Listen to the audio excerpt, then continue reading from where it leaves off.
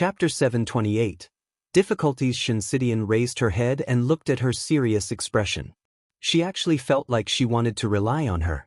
She was clearly older than Yundong, but it didn't seem to be of much use. She lowered her head slightly and thought for a moment before saying in a low voice, "I've indeed encountered some difficulties recently." As she spoke, Xianxia took out a set of embroidery from her bag. "I spent more than 2 months embroidering this. I thought I could sell it for a good price, but who knew, it was fine if the price was lowered again and again. At most, she would not sell this set.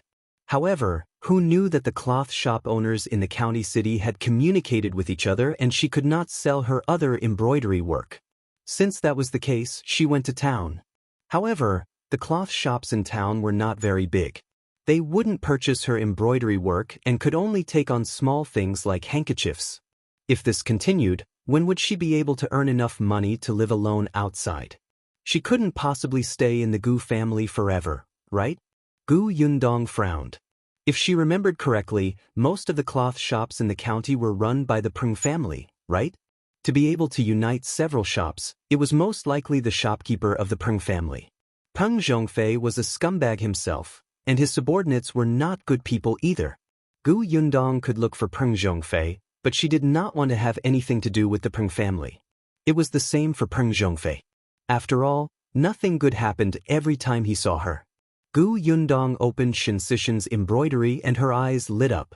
She was stunned. Such beautiful embroidery. Surely, it can be sold for a good price. Xianxia thought so too. This was her hard work, but unfortunately Gu Yundong looked at it again and again. He smiled and said, "Since the people in the county city don't know what's good for them, take them to the prefectural city." The prefectural city? Of course, if you don't go to the prefectural city, I can help you sell it. Gu Yundong said, "Anyway, I have a shop in the prefectural city now, so I have to go back and forth often. Even if I'm not free, Tong Ping and the others have to deliver goods to the shop from time to time. You can ask him to help bring your works over. With your skills, you don't have to worry about not being able to sell them." Xianxia moved, but said, "Will it be too much trouble for you?" "What trouble is there? It's just a matter of convenience. If you're afraid of trouble, just don't refuse when I ask you for help later." "Of course I won't refuse," Xianxia quickly said. "Isn't that enough? Sidian, I think you should embroider such big pieces in the future. They can be sold for a lot of money. They're much better than the ones you embroidered, such as pouches and handkerchiefs." Xianxia thought so too, but she had just arrived at Yongfu village and was not confident. This embroidery was the first big piece she had tried. Unfortunately, she had hit a wall everywhere and was very discouraged. Gu Yundong was already pondering which shop she should sell the embroidery to. During her time in the prefectural city, she had also visited a few shops. Just as she was thinking, Tongyin returned. When he saw Xianxia sitting in the central room, he was slightly stunned and immediately lowered his head. When Xianxia saw him, she hurriedly stood up and said unnaturally, "Yundong, I'll go back to my room first. You have something to discuss first, right?" With that, she left in a hurry. When Gu Yundong looked up, she could only see her back. She frowned slightly. Why did she feel that Sidian was still hiding something from her? However, there were always secrets. Since she was unwilling to tell, Gu Yundong could not force her. Gu Yundong put away the embroidery work and looked at Tongyin. "If you find any errors, ads pop up, ads redirect, broken links, non-standard content, etc., please let us know reports so we can fix it as soon as possible." Chapter 729. Supporting elder sister in the future. Tongyin had already sent out the red packets and also mentioned the increase in salary. Everyone was very happy, and Gu Yundong was relieved. After a while, Yunshu and Yuanji returned from school. When the two little guys heard that she was at home, they rushed in like a gust of wind without even putting down their school bags. Big sister, you're back. Cousin, how are uncle and the others?" The two of them ran to her in an instant, then stopped in unison to avoid bumping into her. Gu Yundong squatted down and hugged each of them. "Did you miss big sister?" "Yes." The two of them nodded obediently, their eyes sparkling. Gu Yundong wiped their sweat with a handkerchief. Then, she stood up and held their sweaty hands as they walked into the house. Big sister bought gifts for you in the prefectural city. Come and take a look. Yunxu immediately jumped up in joy. When he saw Gu Yundong's gift, his eyes lit up. Big sister is really the best big sister in history. She's already so beautiful and kind-hearted. It's hard to earn money by opening a shop in the prefectural city, but she still wants to buy gifts for us. Cousin Yunji, we must be filial to big sister in the future and support her in her old age. Yunji nodded. Gu Yundong, support me in my old age? When I'm old, you won't be young anymore. Can you put away your filial piety? Why did she feel that after not seeing this little guy for a while, he was becoming more and more eloquent and even knew how to flatter others? What did Qin Wenjing teach him? Gu Yundong's gifts were all trinkets from the prefectural city. She had thought of buying them pen, ink, paper and inkstone, but decided against it. Studying was already so tiring, so they had to relax appropriately. Those toys were quite good for entertainment and relaxation. After the two of them put down their school bags and became less excited, Gu Yundong started chatting with them about the recent situation.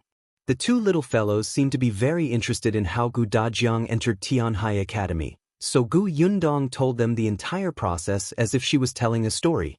The two of them were especially fascinated as they listened. Yunxu sighed and said, "My father is really too smart. Cousin Yuanji, what if the two of us want to go to Tianhai Academy in the future and the mountain elder makes things difficult for us? Moreover, if he learns from my father's lesson, the difficulty of the questions will definitely be even greater. Maybe they'll ask you who you should save when your big sister, uncle, aunt, and Kiki fall into the water." Yunxu nodded heavily. Looks like you'll have to think about this from now on. After some thought, he shook his head. No, I should start learning how to swim from now on. When the time comes, I can tell the mountain elder that I will save all four of them. Gu Yundong was speechless. Can you guys be more realistic? Does the mountain elder have nothing better to do? Does he have to rack his brains to think of 3 difficult questions for every student who enters the school? Won't his head go bald? However, Yunxu felt that what he was thinking about now was very realistic.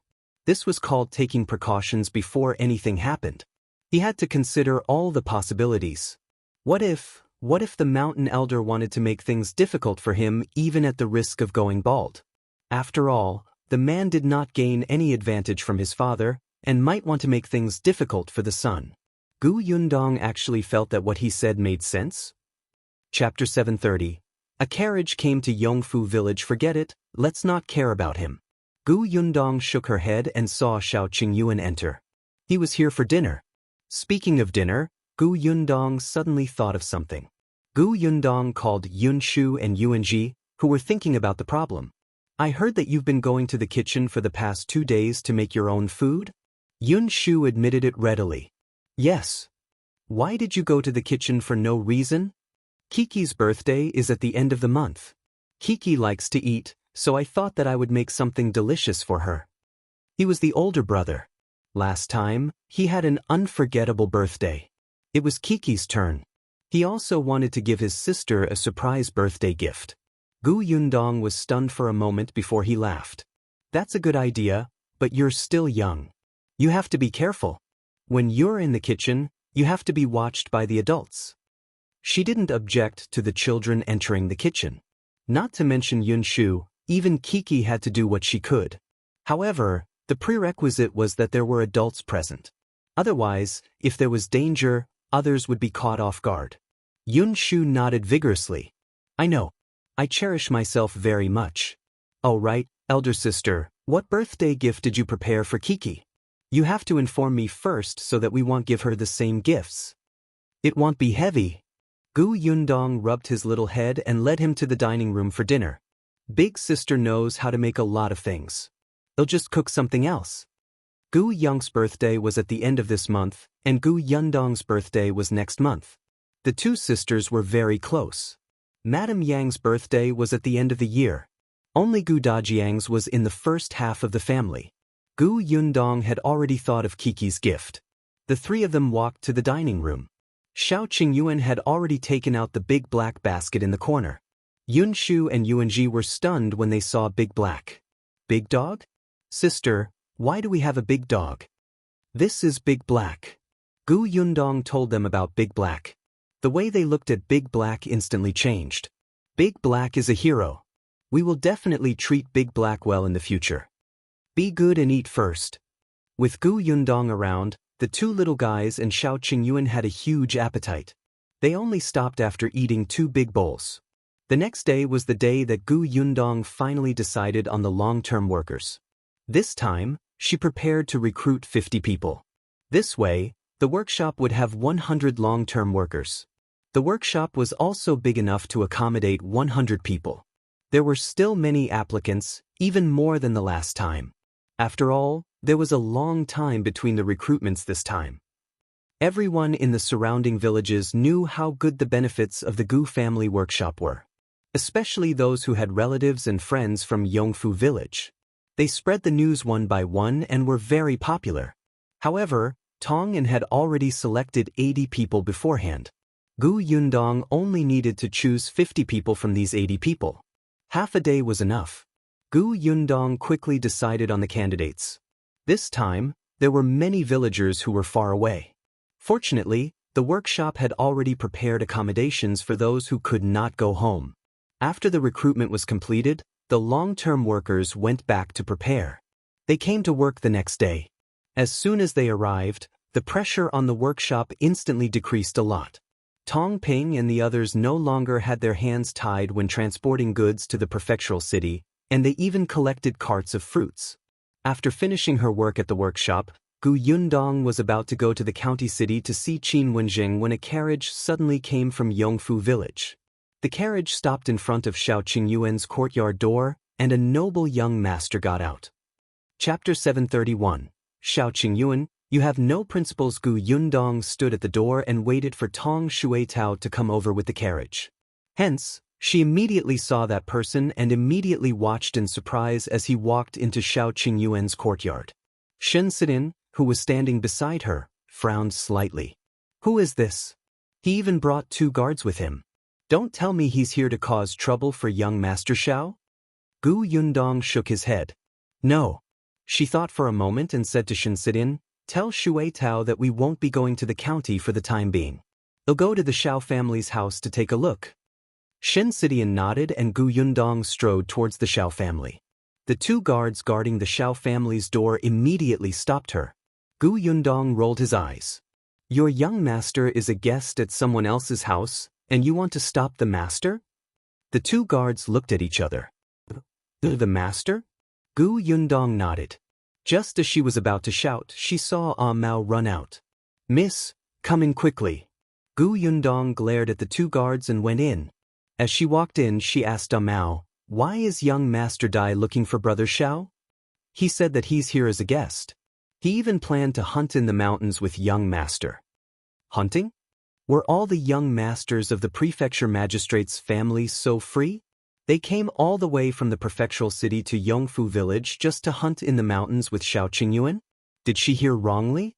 As they spoke, the 2 of them stood outside the central room and heard faint voices coming from inside. Perhaps hearing the footsteps outside, there was no sound from inside.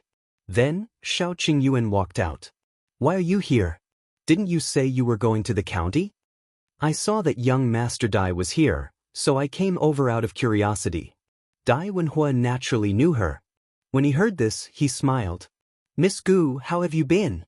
My mother has been talking about it every day these past few days, hoping that Miss Gu will return to the prefectural city as soon as possible. I came here today without telling her.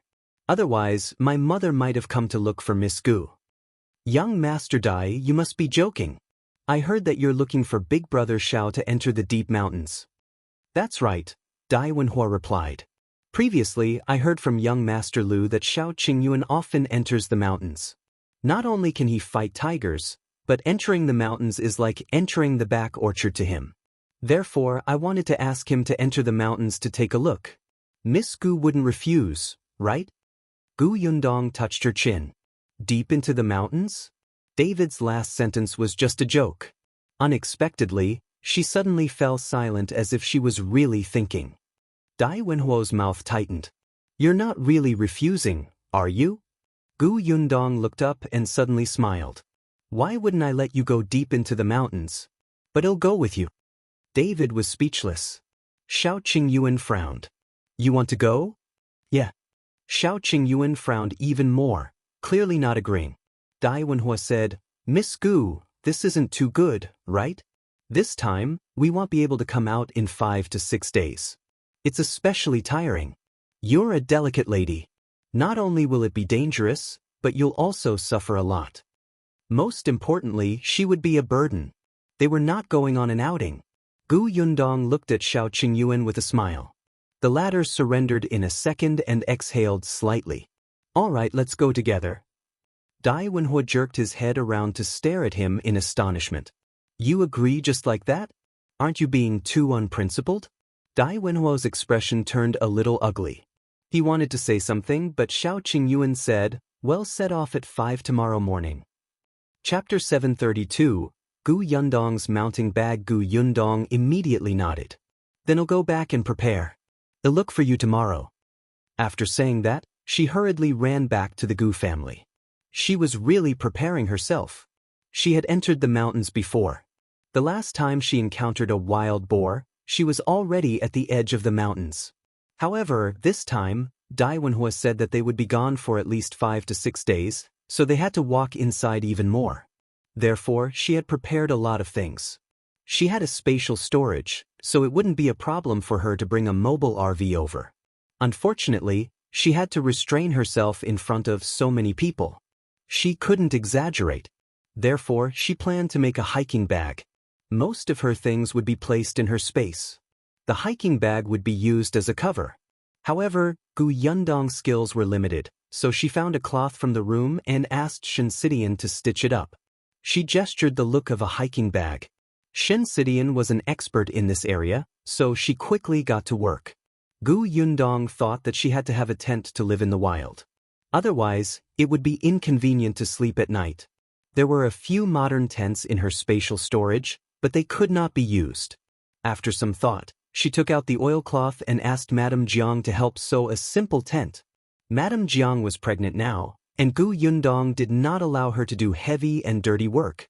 However, it was not a problem to do some embroidery work. When the bags and tents were ready, Gu Yundong began to prepare some food and necessities. Food was not a problem. They would not be short of food when they went hunting in the mountains. She needed a water bag. The water in the mountain was very clear, so it would not be lacking. She had to prepare a lighter and an umbrella. She could not lack medicine for external and internal injuries. Shao Qingyuan would definitely prepare it. Gu Yundong only had to prepare it in his spatial storage. There were also clothes, hats, and gloves. Now that the weather was gradually cooling, it would definitely be colder in the mountains. Should she bring the cutlery? Gu Yundong looked at the things she needed to bring now and decisively brought a small milk pot that someone had made for her some time ago, as well as a few pairs of chopsticks and spoons. This made it seem like they were really going on an outing. Hopefully, Wenhuo wouldn't say anything.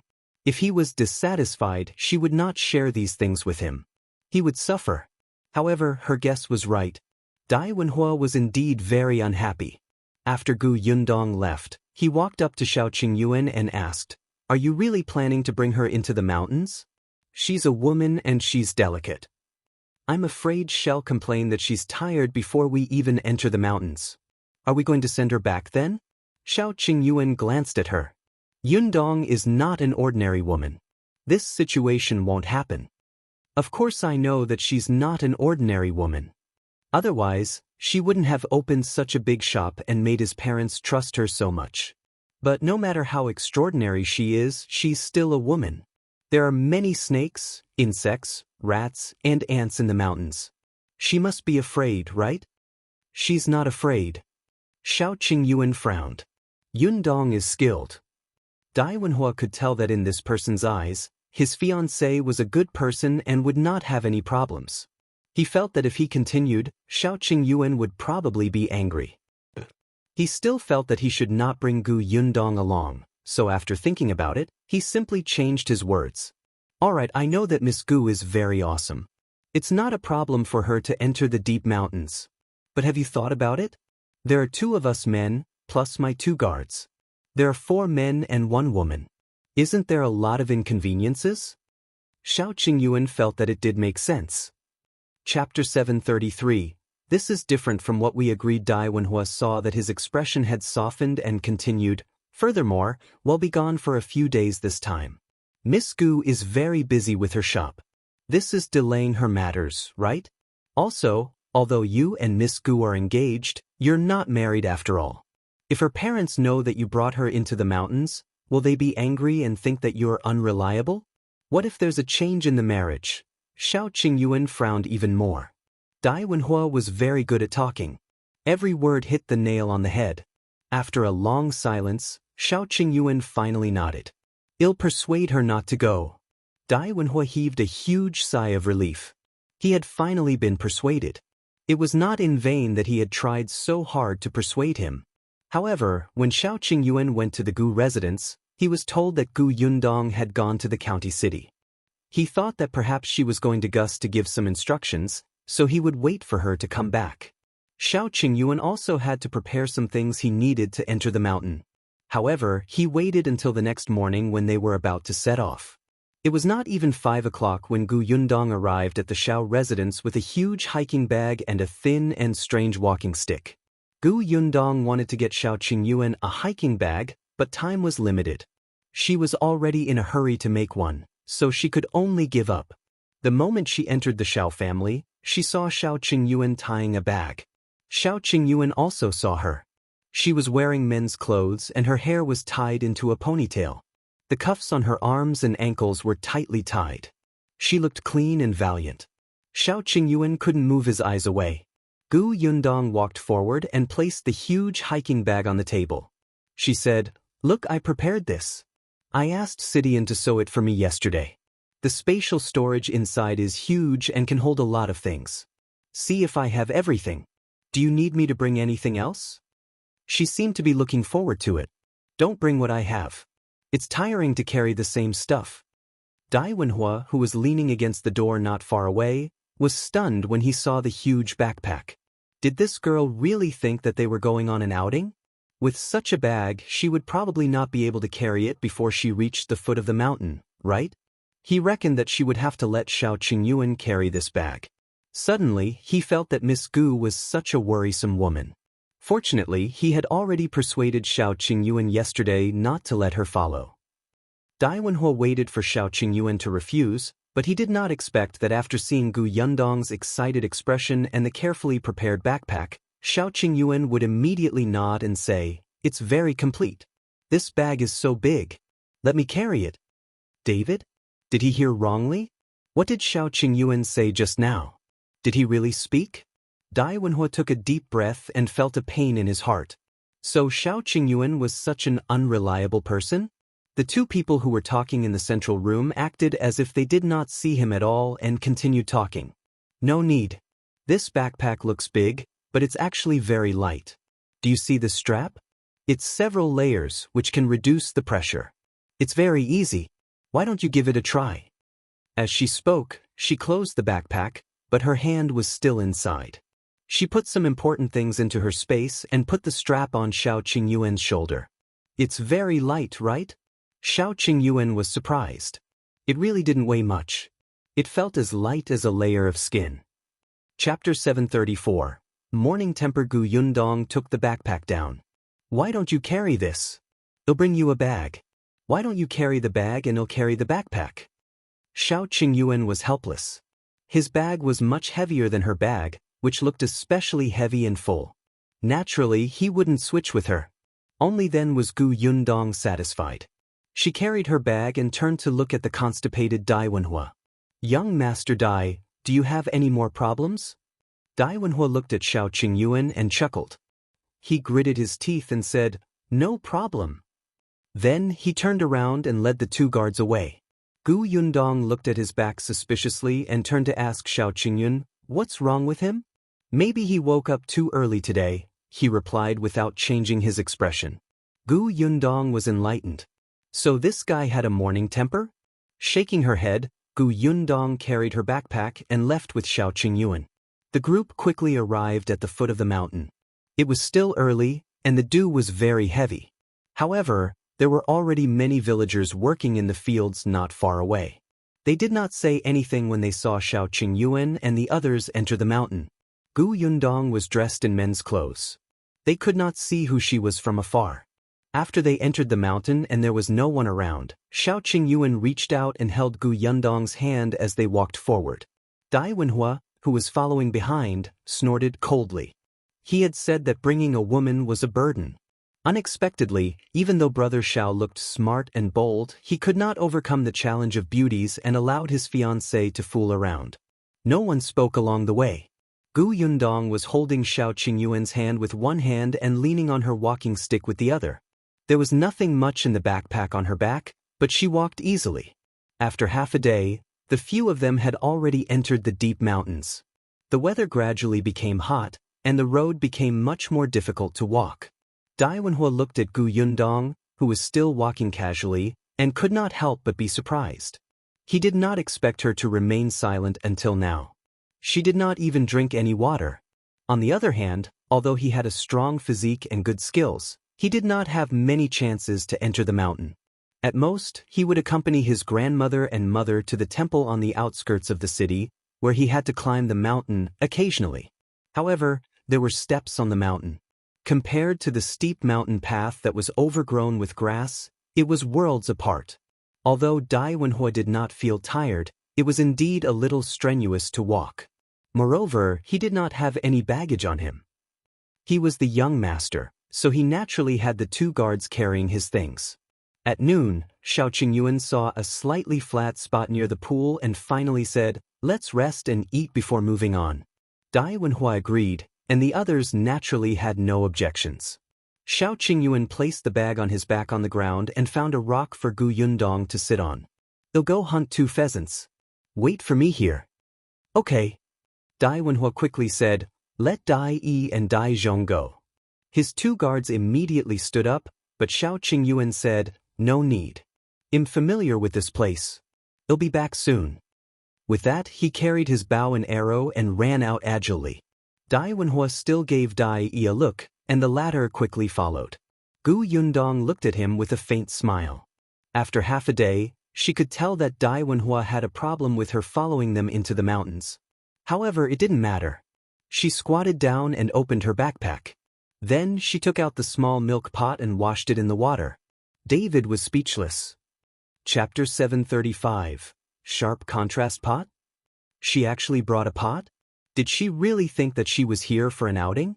Wenhuo could not understand what was going on in this woman's mind.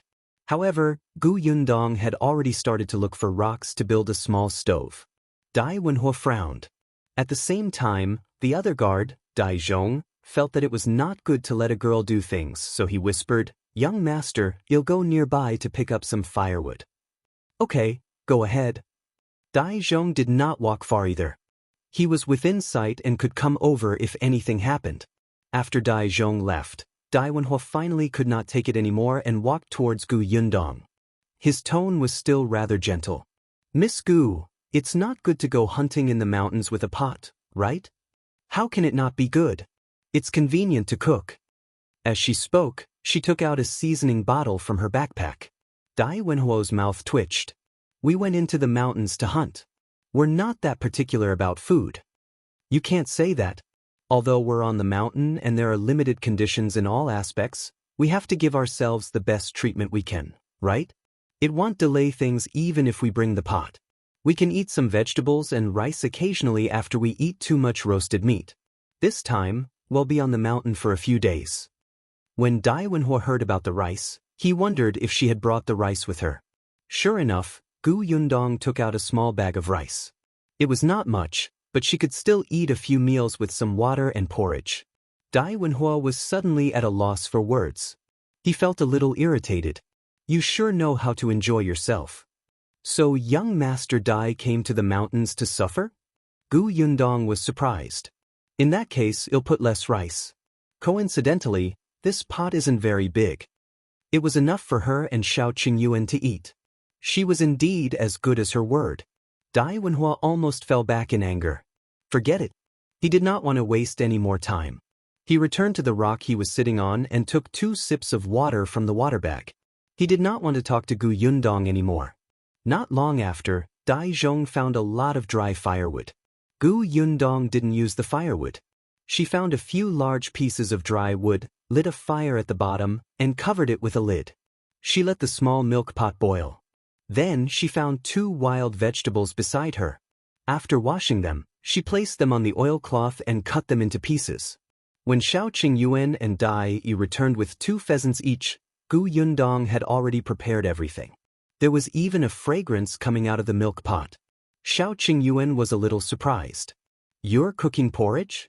He hadn't looked carefully before and didn't notice that she had brought rice. Gu Yundong looked at the pheasants in his hand. Yes, they were very fat and tender.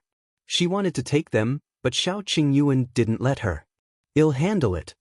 Although he did not know how to cook, it was not a problem for him to deal with wild chickens and rabbits. He could light a fire and roast them to make do. Gu Yundong did not move. Shao Qingyuan and Dajiang took the pheasants to the river to kill them.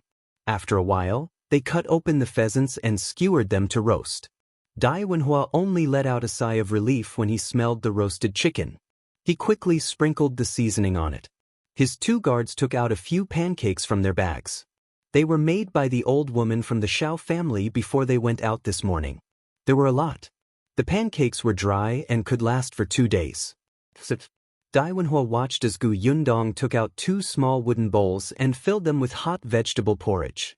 She ate with relish and he held 2 pancakes in silence. Chapter 736. He misjudged him. If he didn't compete, he wouldn't have known. But why did he feel so miserable? "Young master, this pancake will soften after being warmed up." The 2 guards had been by his side for many years, so they could more or less tell that he did not have an appetite. Wenhuo glared at the guard and stopped overing. He lowered his head and took a bite. He wanted to see how far Gu Yundong could carry that pot. Shao Qingyuan also glanced at Wenhuo and asked Gu Yundong in a low voice, "What's wrong? Did he bully you?" "No, I just don't like him." "Who asked him to not let me follow you into the mountains? He looks like I'm here to drag him down." Gu Yundong sneered. "Hurry up and eat. You're not allowed to share the food with him." "Okay." Shao Qingyuan glanced at him and thought for a moment. He felt that it was too comfortable to eat in front of him.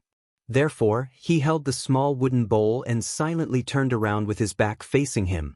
Wenhuo was speechless. Beauty misled people. This guy valued his lover over his friend. He had misjudged him. Gu Yundong almost burst out laughing. She tore off a leg from the roast chicken beside her and placed it in Shao Qingyuan's bowl. "More. Don't starve." "Okay." Shao Qingyuan completely forgot about Wenhuo. He ate the drumstick meat given by his fiancée in peace. The sound of him drinking porridge made Wenhuo want to hit him.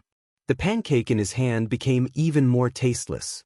Daoist and Dajiang looked at each other and sighed secretly. After eating and drinking to her heart's content, Gu Yundong washed the pot and bowls and put them in her bag. It did not seem troublesome at all.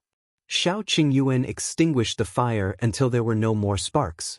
Then he called for everyone to keep moving. The group walked deeper and deeper, and the road became more and more difficult. When the sky gradually darkened, Shao Qingyuan found an empty place to stop and rest. Gu Yundong did not cook porridge this time.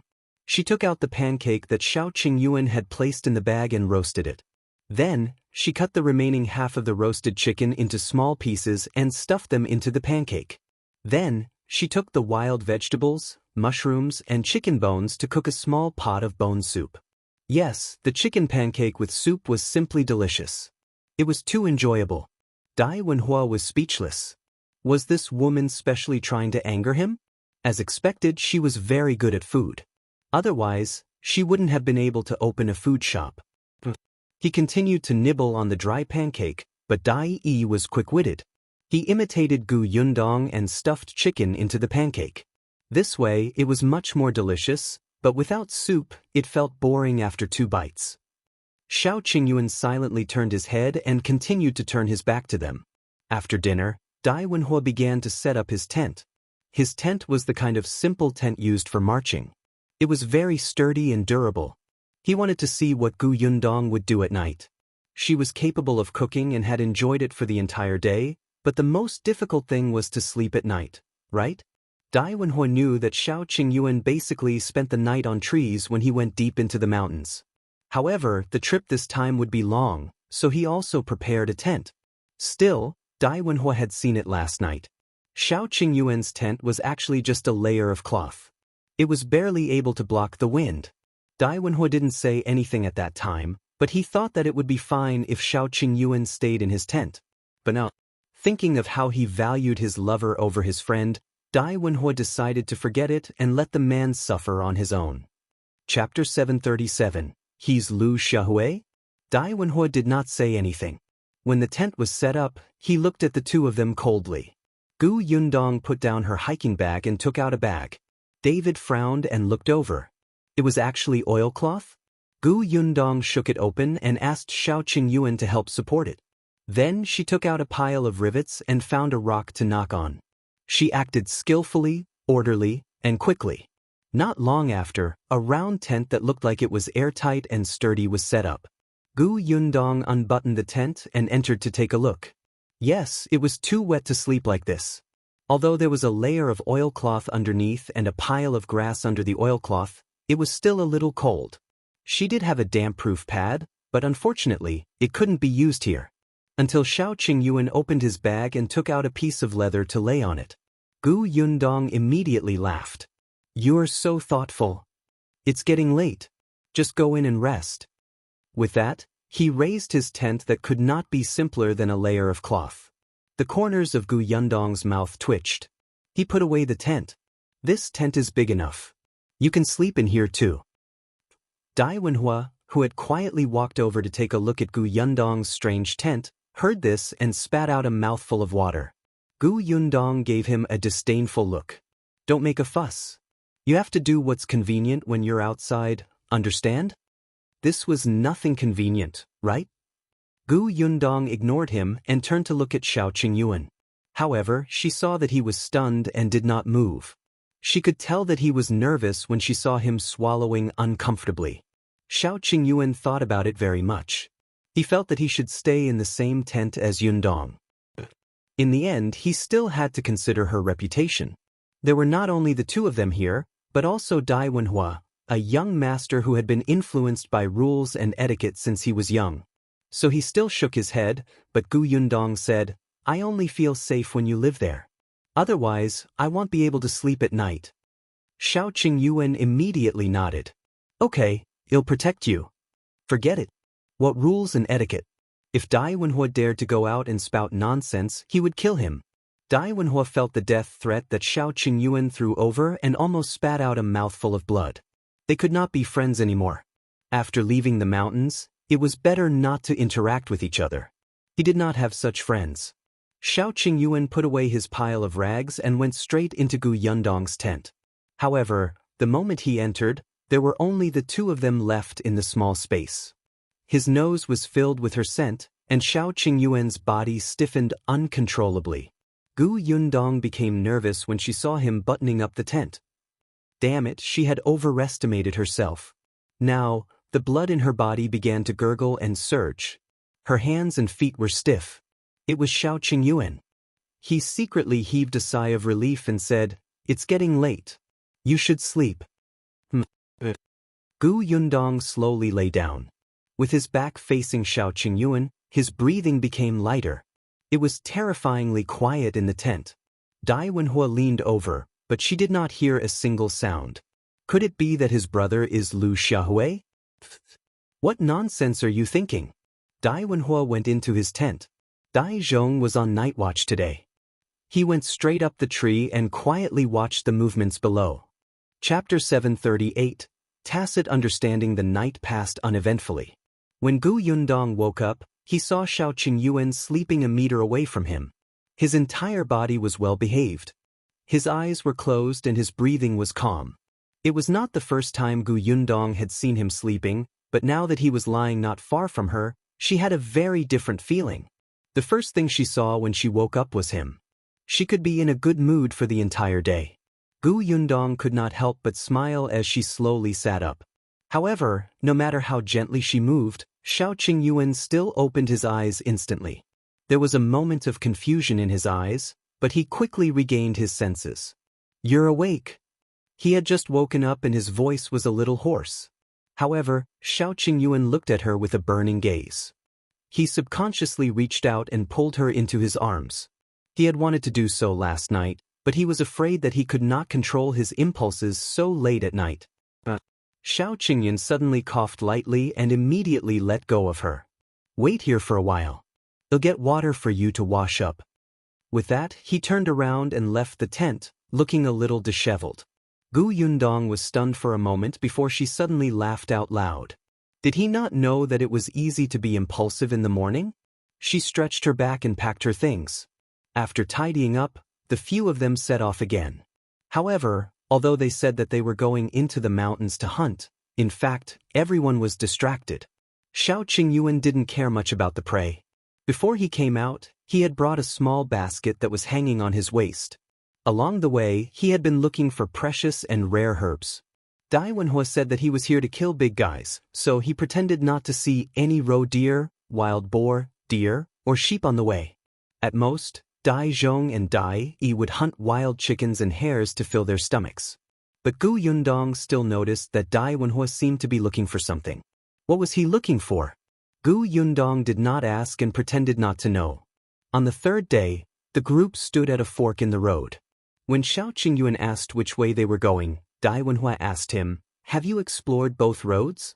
Shao Qingyuan shook his head. "I've been to the left, but I've never explored the right." Wenhuo said, "Then take the right." He smiled.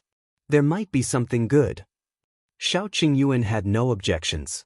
He had been to the left side before, and there were not many medicinal herbs. This time he could check the right. Perhaps he could find Bai Musi? The group walked to the right for another day. Perhaps because it had been a long time, Wenhuo became a little anxious. However, Yundong felt that he might have eaten too much meat and was getting fired up. Forget it.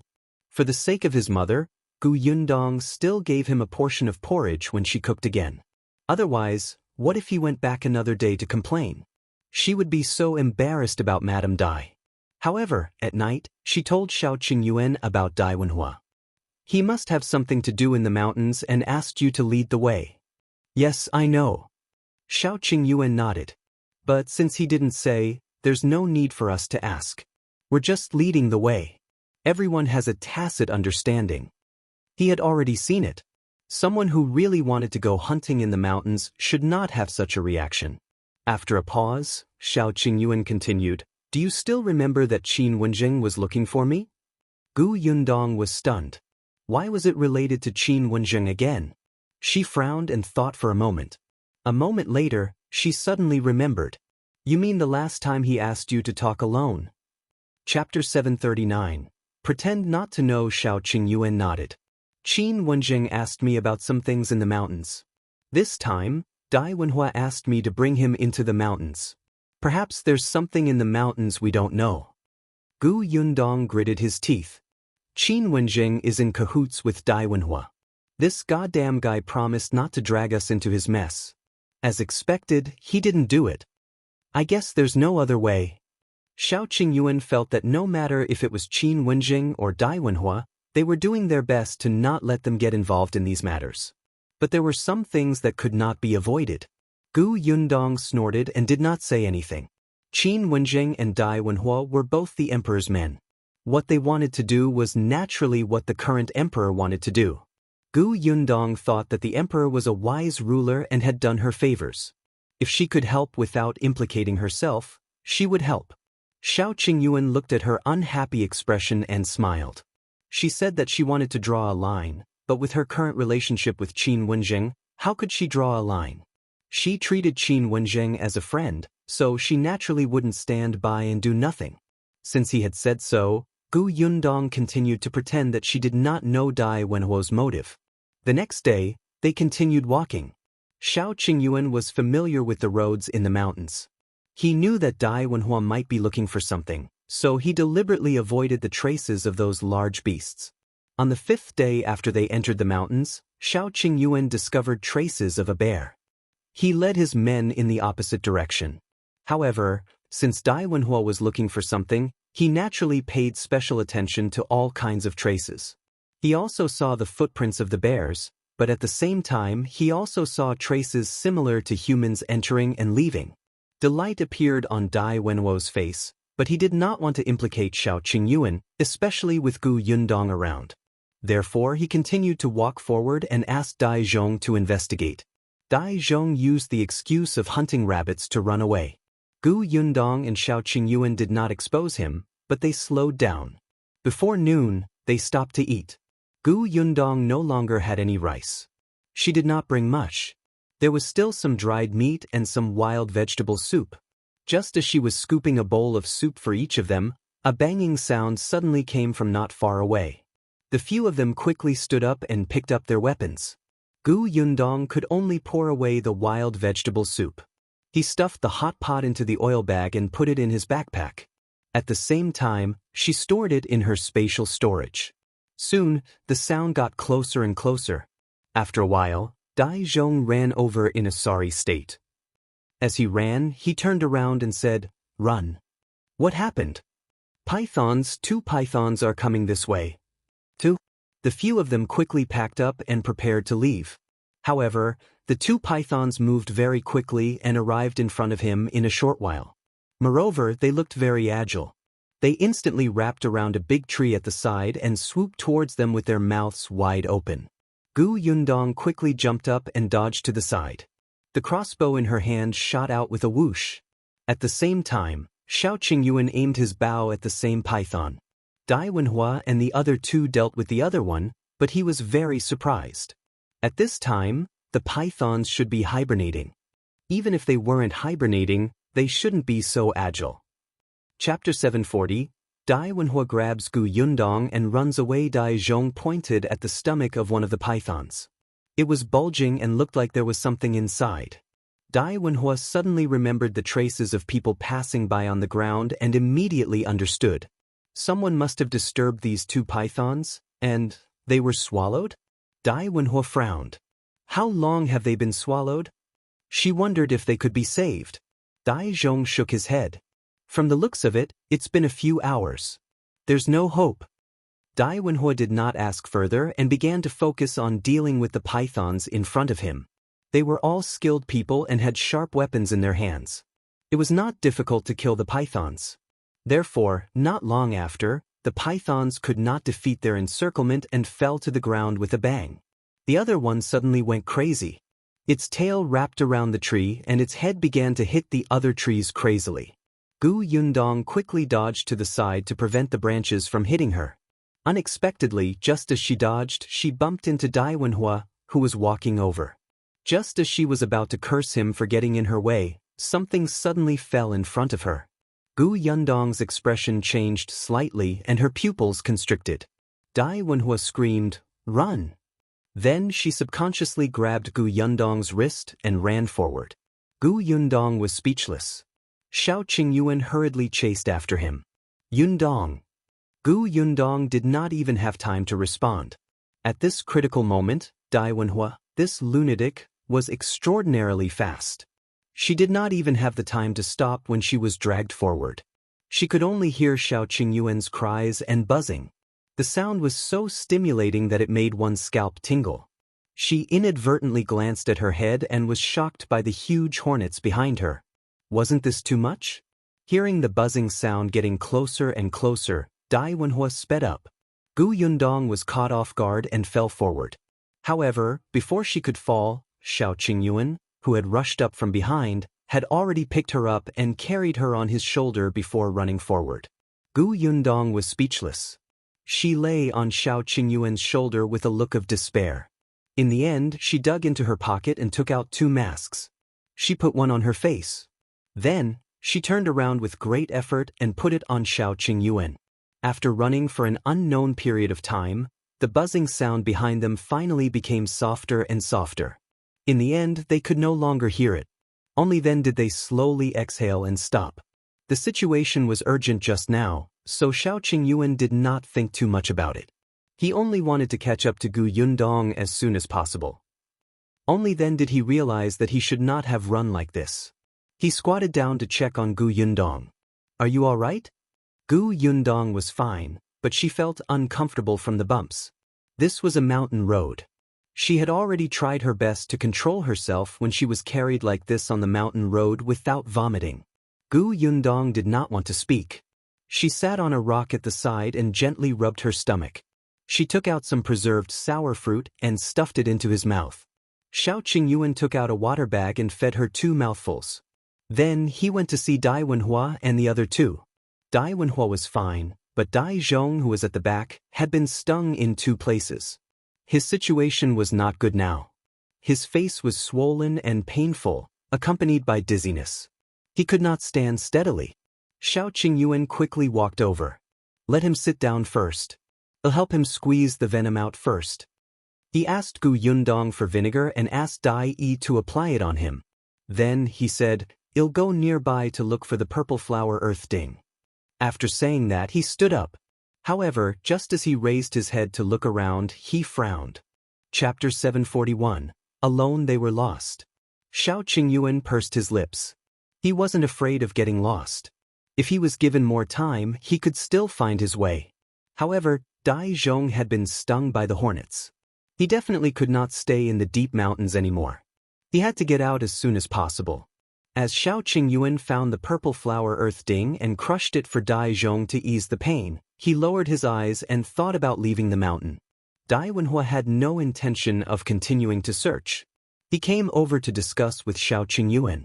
He also had a map in his hand. It was about the villages around the 9 Tigers Mountain. Shao Qingyuan was more familiar with the 9 Tigers Mountain. Based on the time and route when they entered the mountain, he could roughly guess where they were now. "Let's go out of the mountain first. This way, it should be between Xiaoshi village and Hashan village." Wenhuo nodded. After resting for a while, he helped Dajiang out of the mountain. Fortunately, although Wenhuo led everybody on the wrong way for a while, he was aiming out of the mountain. Therefore, when the group saw the village, the sky had just darkened. The few of them heaved a sigh of relief and quickened their pace. Just as they reached the foot of the mountain, they bumped into a young man carrying a basket on his back. The young man was stunned for a moment. "Who are you?" After staying in the mountains for so many days, especially in the end, when they almost lost their shoes to avoid the hornets, they were in a sorry state. Gu Yundong, on the other hand, was better off. Hence, she went forward and asked, "May I ask where this is? We lost our way hunting in the mountains and finally found our way." The young man's eyes widened. "You guys went deep into the mountains?" He then looked at Dajiang, who clearly did not look too good. "Is he injured?" "He was stung by hornets," Gu Yundong said. The young man quickly said, "Then we have to find a doctor to take a look first. If a hornet stings someone, it will kill them. This is Qingyuan village. My house is down there. Why don't you go to my house to rest first?" As he spoke, the youth tightened the basket on his back and hurriedly led the way. Qingyuan village? This didn't seem to be within the range of Xiaoshi village to Hashan village. It seemed that they had deviated from the route, but fortunately, they had a place to stay after leaving the mountains. The few of them followed the youth down the mountain. Gu Yundong chatted with him as they walked. Only then did she understand that the young man's name was Qin Shu. He was only 13 years old this year and was even younger than Gu Yundong. Qingyuan village was very remote and extremely poor. There was a river separating it from Qinbei village on the other side. The 2 small villages were in the mountains, so it was not easy to get out of town. There were less than 200 people in the entire village, and the land was very barren. However, Qin Shu seemed to be very happy. He said, "There are very few outsiders in our village. It's very cold. However, you're lucky. There's a doctor in our Qingyuan village. Although he can't treat serious diseases, he can deal with hornet stings. I'll look for him later. You guys rest first." As they spoke, Qin Shu had already led them to a small courtyard. Qin Shu opened the courtyard door and put down the basket on his back. He called them in to sit. "I'll get you some water." Gu Yundong sized up the courtyard in front of her. It was very small and dilapidated. There did not seem to be anyone in the house except for Qin Shu. There were only 2 rooms and only 1 set of things.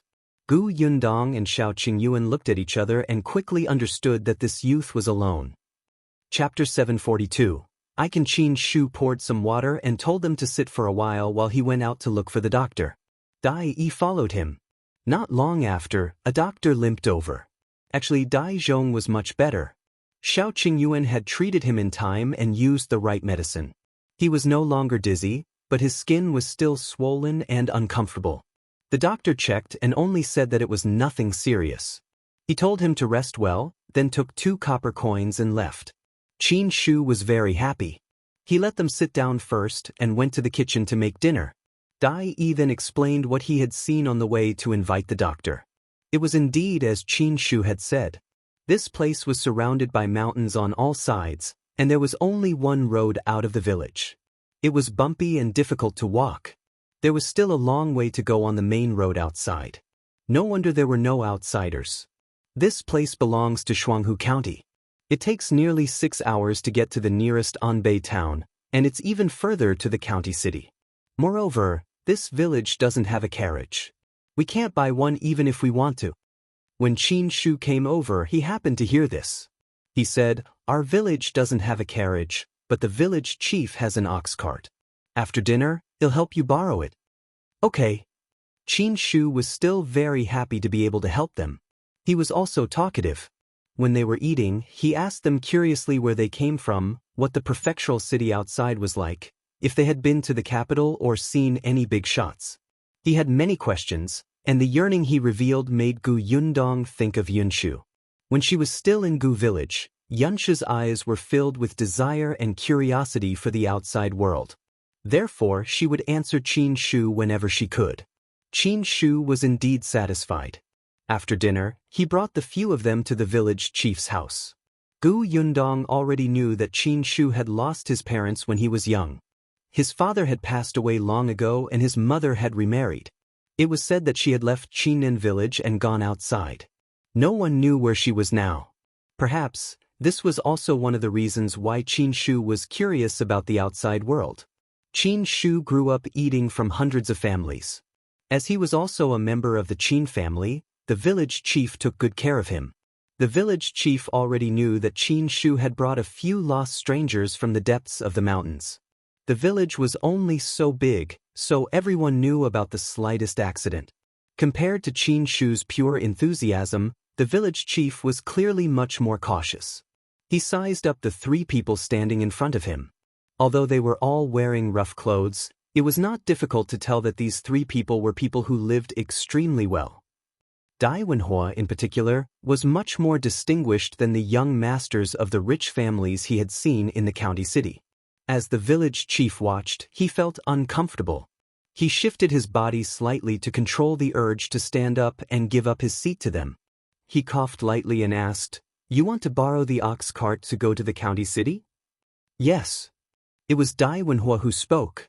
"Don't worry, village chief. We won't borrow it for nothing. We won't give you any less money." Gu Yundong rubbed her forehead. "Young master, you're too direct." The village chief shifted uncomfortably again. "It's not impossible for you to borrow my ox cart, but who will drive it? Originally, my son could send you there, but he hasn't been feeling well these 2 days and can't go out." Qin Shu immediately said, "I can send them there." The village chief glanced at him and said in frustration, "You? Are you sure?"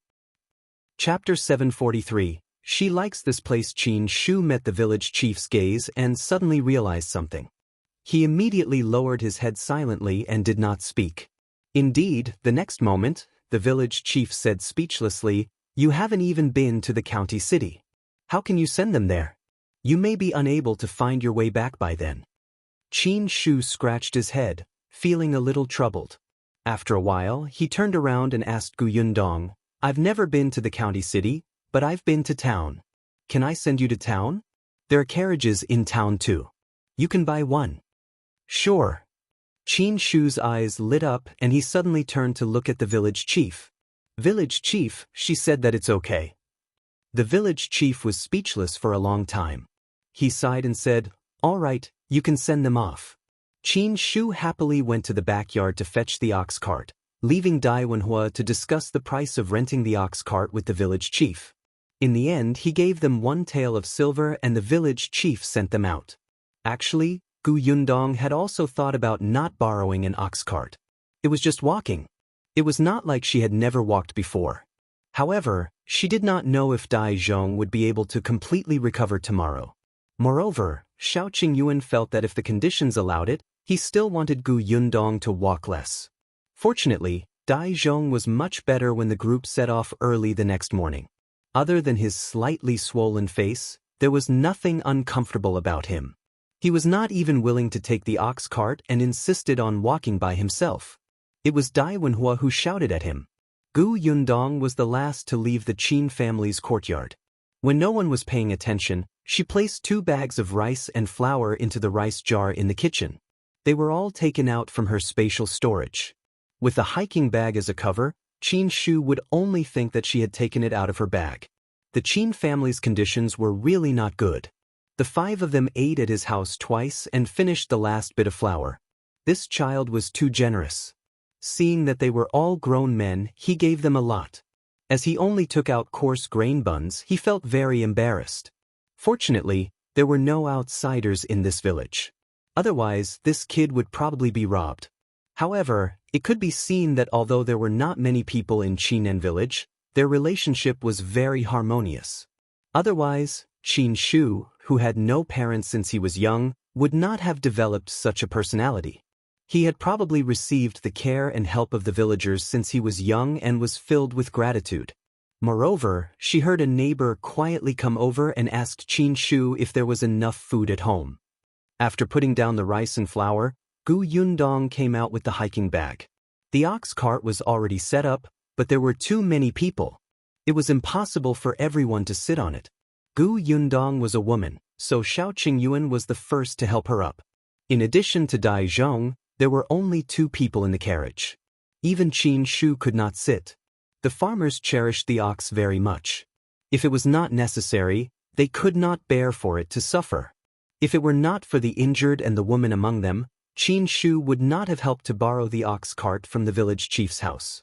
The group walked towards the entrance of the village. On the way, many people from the village looked at them curiously. Yundong looked over. These people smiled, and some children hid away shyly. Yundong suddenly liked this village very much. It was a very peaceful, simple, and friendly village. Although it was remote, it actually felt like a paradise. It was only when they were outside the village that Yundong slowly retracted her gaze and looked at the narrow road that led to town. Although they had set off early in the morning, the journey was really long. It was not until noon that they finally arrived at Anbei town. If you find any errors, ads pop up, ads redirect, broken links, non-standard content, etc., please let us know reports so we can fix it as soon as possible. Chapter 744. A few people pass compared to Qingyuan village. Anbei town was much livelier. Qin Shu had been very excited since he entered the town. He had never been to the county city. Even the number of times he had come to Anbei town could be counted on 10 fingers. However, he restrained his excitement and introduced it to Yundong and the others. The second intersection over here is the largest restaurant in Anbei town. I heard that the food there is especially delicious, especially the braised fish. It's fragrant and tender.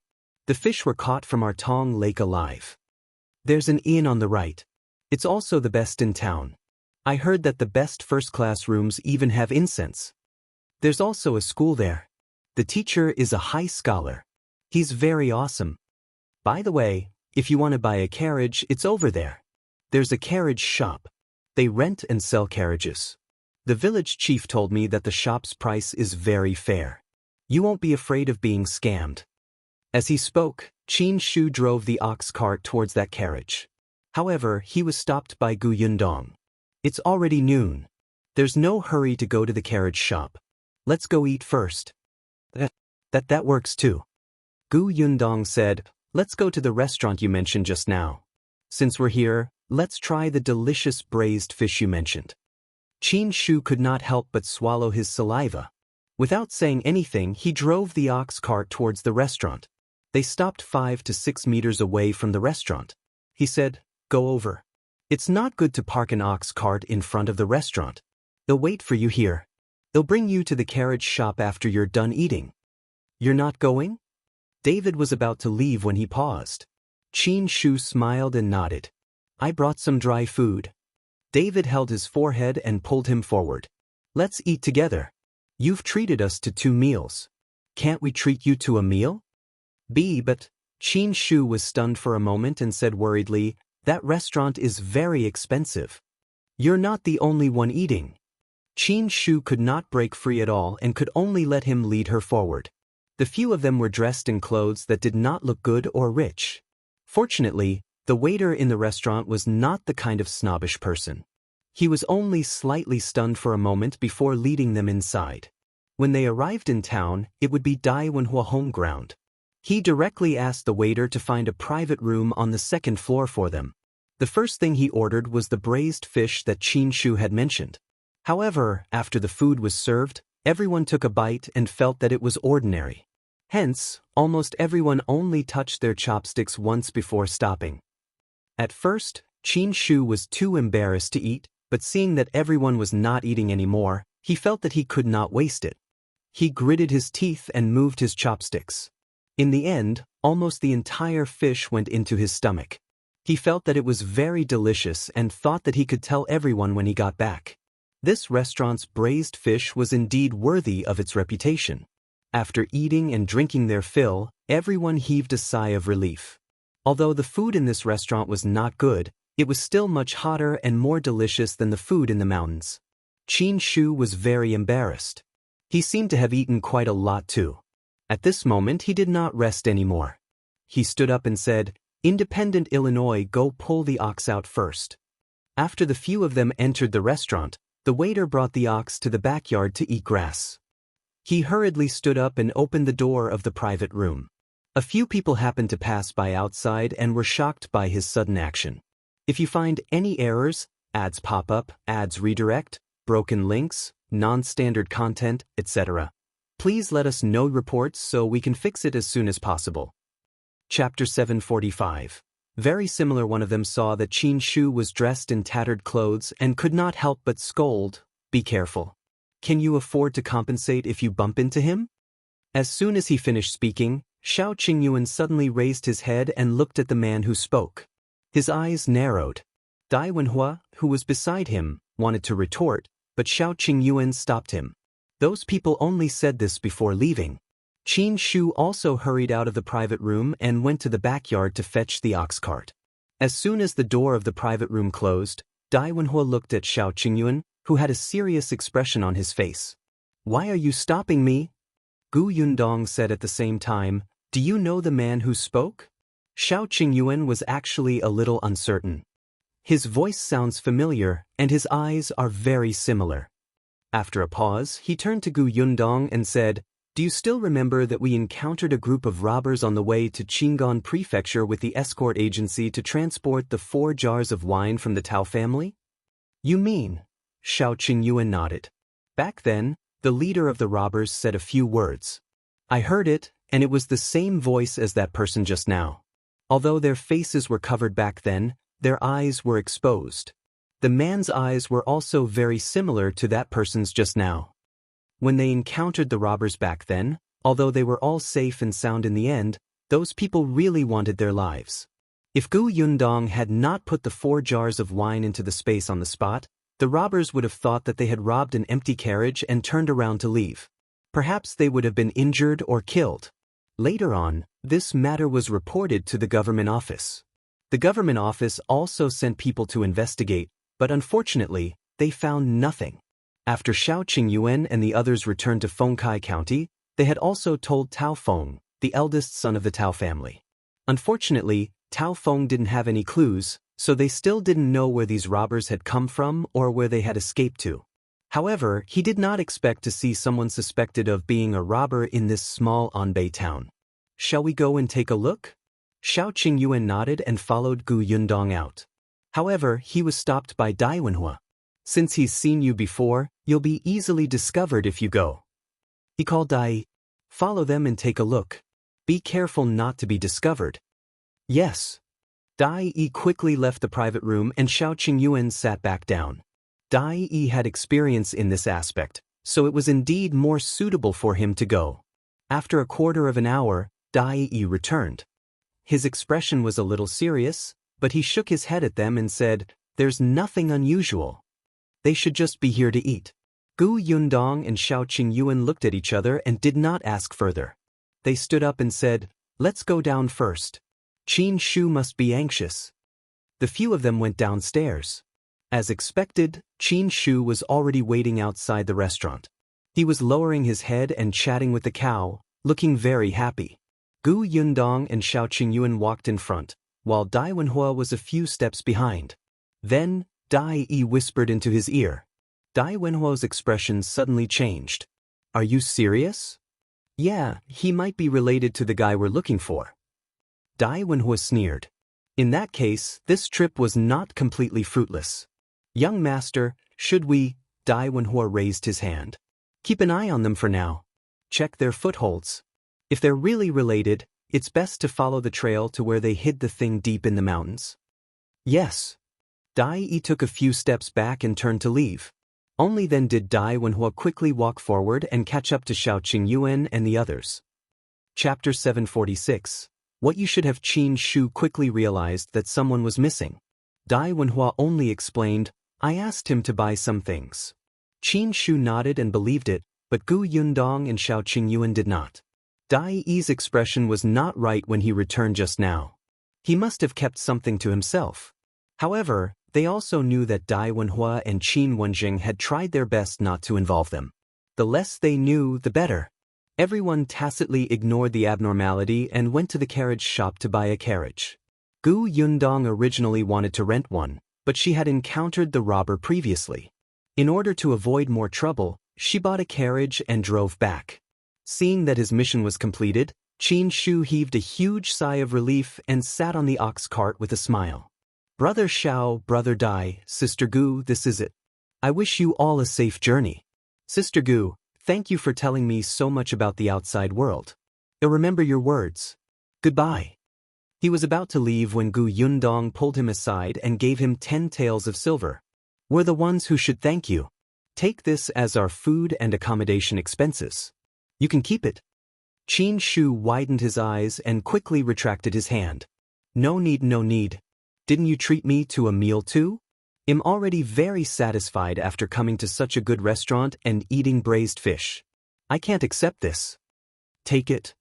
Gu Yundong insisted. "This is what you deserve. If you really don't want it, then buy something for the people in your village. Didn't you say that they helped you a lot? You can help them now." But this wasn't his money. Even if he helped, he wouldn't be the one helping. But Qin Shu could not win against Gu Yundong's decision. After some thought, he could only say, Then I'll use this silver to buy some rice, flour, grains, and oil and send them to the uncles and aunties in the village. I'll say that you gave them to me. Up to you." If she gave him the money, it would be his. How he dealt with it was his own business. Qin Shu heaved a sigh of relief. Only then did he feel that the silver in his hand was not so hot. However, he was still happy in his heart. After bidding farewell to Gu Yundong and the others, he took the money to buy food, cloth, and daily necessities. He placed them in the ox cart and transported them back. When they returned to the village, someone immediately realized that there were many things on the carriage. Qin Shu chuckled and said that these were all given by those guests. Then, he asked the village chief to help distribute them to everyone. The village chief knew that these were definitely for Qin Shu alone. Only this silly boy would take them all out to share. However, he knew how to be grateful. He knew how to repay his uncles and aunts in the village. It was still very gratifying. The villagers were all sensible people. Some of them refused to accept it and said that they had not helped much. However, if they did not accept it, Qin Shu simply left it at the village chief's house. The village chief was speechless. In the end, it was the village chief who spoke up and helped to distribute them. After that, there was still a lot left for Qin Shu to bring back. When Qin Shu returned home and opened the rice jar, he realized that there were 2 large bags of rice and flour inside. For a moment, his eyes were a little moist. He thought that if he had the chance to see Sister Gu again in the future, he would definitely repay her well. These were all things for another time. On the other side, after Gu Yundong and the others parted ways with Qin Shu, they drove the carriage back. Dai Yi had yet to return. Although Gu Yundong and Shao Qingyuan did not say anything, they were very slow. It was not until the next afternoon that Dai Yi rode his horse over. Chapter 747. Coax Him. After 2 days of recuperation, Dajiang had completely recovered. As soon as Dai Yi arrived, he leaned over and whispered into Dai Wenhuo's ear. The latter's expression instantly turned serious. He said to Shao Qingyuan directly, "I have something urgent to attend to and have to leave first. I can't return to Fengkai County with you guys. I'm sorry." Shao Qingyuan naturally wouldn't stop him. "All right, let's meet in the prefectural city another day. Until next time." Until next time. He cupped his fists at Shao Qingyuan and nodded at Gu Yundong. Then, he took the horse that Dai Yi had brought over. He flipped over and jumped. He suddenly shook the reins and ran away like lightning. Dai Yi and Dajiang bade farewell to the two of them and immediately followed. Not long after, the three of them rode further and further away and disappeared from Gu Yundong's sight. She and Shao Qingyuan looked at each other and shrugged. "Looks like we have to go back ourselves." The two of them didn't ask or be curious about what urgent matter Dai Wenhuo had. However, without waiting for Dai Yi, the two of them were still much faster. 2 days later, the carriage finally arrived at the town where Yongfu village belonged, Qingyuan town.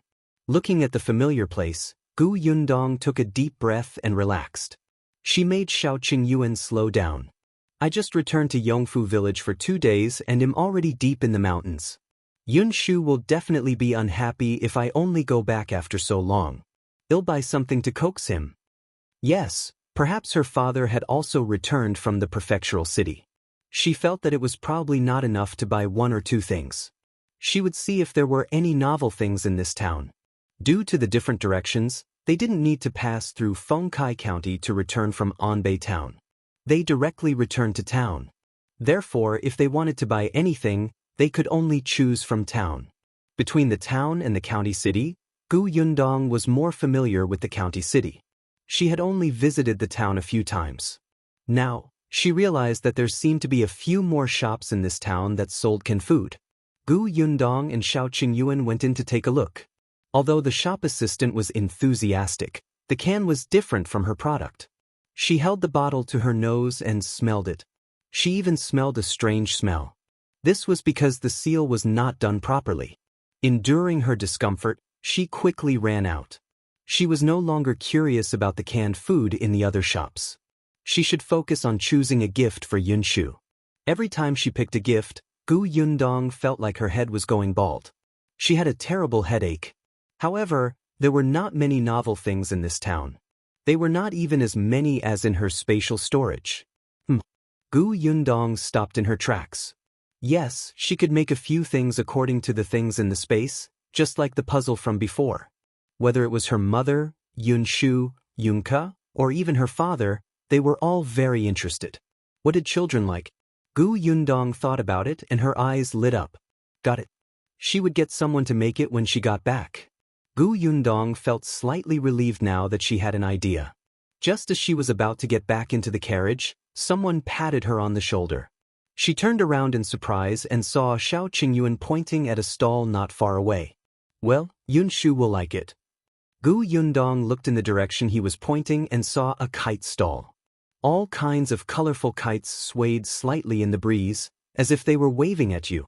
But Gu Yundong looked at a shop at the back through an angle revealed by the shaking kite. Chapter 748. Reluctance. Gu Yundong's eyes flashed with joy. She said to Shao Qingyuan, "Wait for me there first. I'll be back soon." Shao Qingyuan wanted to say that he could accompany her to buy it, but Gu Yundong had already run out. However, someone asked him to make way from behind, so Shao Qingyuan could only lead the carriage to the side. But when he looked up again, Gu Yundong was nowhere to be seen. The kite stall was still there, but Gu Yundong was not there. Didn't she go to buy a kite? Where did she go? At this moment, Gu Yundong was already standing in the shop behind the kite stall. This was a shop that sold bows and arrows. Other than bows and arrows, it also sold some materials for bows and arrows. The business looked ordinary, but the shopkeeper sat happily at the door drinking tea and basking in the sun. He did not seem to care much. When he saw Gu Yundong enter, he slowly stood up and asked with a smile, "Miss, do you want to buy a bow or a custom-made bow? How long does it take to customize a bow?" The shopkeeper smiled and said, "That depends on what you need. An ordinary one can be obtained in 10 days to half a month.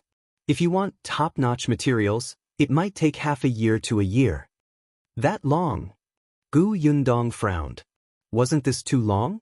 After some thought, she asked, "Then how much are the best bows and arrows sold here? What are you buying the bow and arrow for? Do you learn to use it at home, or do your brothers use it to practice archery, or do you go hunting in the mountains?" In this day and age, there were different types of bows and arrows. In terms of arrows alone, they were determined by the different uses such as combat, field hunting, school review, signals, and so on. Arrows used for combat were not allowed among the commoners. If they were discovered, they would be captured and executed. As for bows, there were also simple and complicated ones. The price was differentiated by the size and material of the bow. If a girl like Gu Yundong needed it, the bow would most likely have some accessories to make it look good. Gu Yundong listened to the shopkeeper's introduction and was a little curious. So there was such a big difference in bows and arrows? However, the bow and arrows she wanted to buy were mainly used for field hunting. She simply wanted it to be durable. The shopkeeper seemed to be in a good mood and took out a few types for her to see. Gu Yundong took them one by one and tried them out. How should I put it? They don't seem to have much feelings. Although she did not use a bow and arrow, she had a crossbow. Once she picked up this crossbow, the blood in her body would faintly become excited. But the bow in front of her did not make her feel so. The shopkeeper saw her serious expression and laughed. "Miss, are you not satisfied with these few?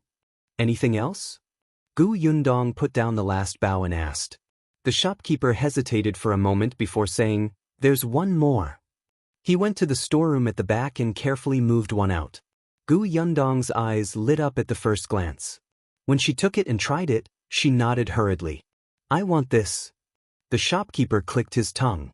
"I can't even bear to sell this bow. You sure know how to choose. Then are you selling it? If you can't bear to part with it, why are you still taking it out? Who are you lying to?"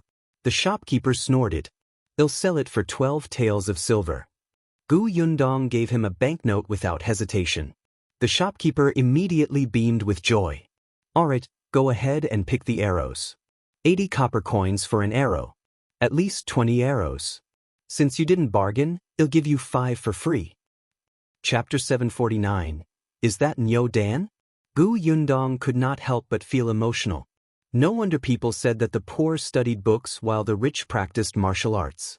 It was not easy for people without any capital to learn martial arts. She bought 100 arrows in one go. It was a little heavy, so she asked the shopkeeper to help move them into the carriage.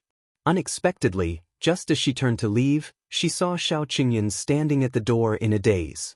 Her eyes lit up and she ran to him with her bow. "Why are you here?" "Why, did you buy the bow and arrows?" Shao Qingyuan's voice was low as he asked uncertainly. Gu Yundong's eyes curved into crescents. "Of course they're for you." She handed the bow in her hand to him and went back to get the quiver. The shopkeeper at the side shouted, "Hey, miss, you already have someone to help carry it. I'm old, so I won't go." Gu Yundong glared at him. "Shopkeeper, I bought so many things, but you didn't even carry them for me. This is not how this business works." Then, she took her quiver and walked to the door to push Shao Qingyuan out. "Let's go, we'll just take this." The shopkeeper felt that this person was too shameless. She bullied the old man and he regretted giving her those 5 arrows for free. But he had no choice. He could only follow with the remaining arrows. After the 3 of them carried the bow and arrows into the carriage, Gu Yundong thanked the shopkeeper. The shopkeeper snorted and turned to leave. Gu Yundong shook her head. "I'm the only one who doesn't mind. Otherwise, with this attitude, it would be strange if the shop could continue operating. Isn't that right, Brother Shao?" As she spoke, She turned around and saw Shao Qingyuan's lips curl up as if he was very happy. "What's wrong with you?" Gu Yundong waved her hand in front of him, but Shao Qingyuan grabbed her wrist. Gu Yundong was stunned.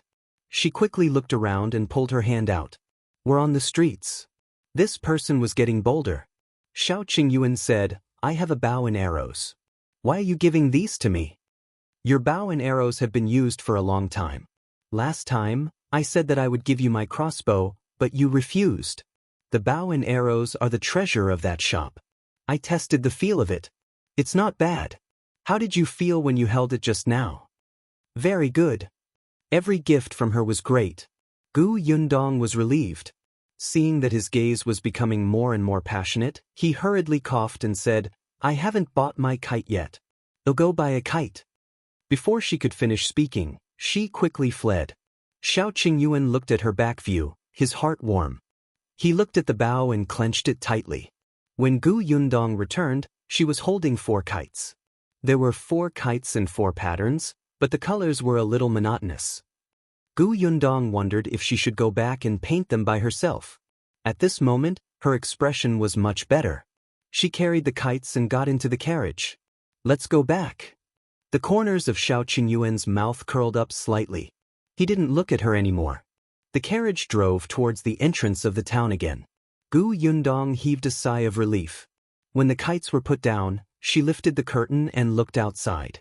Although the town was not comparable to the county, it was still very lively. But very quickly, this liveliness was heard by Gu Yundong along with this discordant voice. She turned her head slightly and frowned. She quickly said to Shao Qingyuan, "Brother Shao, stop the carriage first." As soon as the carriage stopped, Gu Yundong quickly lifted the curtain and pointed at a figure not far away. "Is that Niu Dan?" Chapter 750, "I'll uphold justice for you, let's go take a look." Shao Qingyuan jumped down from the shaft, and so did Gu Yundong. The two of them took a few steps forward and arrived at the entrance of a school. Wasn't this school the Wenhuo hall where she had sent Yunxu over but was not satisfied with that pedantic teacher? Niu Dan was indeed studying here. However, the current Niu Dan was standing outside the school, shouting that he had been wronged. His book basket had fallen to the ground and he did not have time to pick it up. His face was filled with stubbornness, but his eyes were red. He seemed to want to enter the school again to look for the master, but he was stopped by the gatekeeper. There were still a few students standing behind the door, pointing and laughing at him.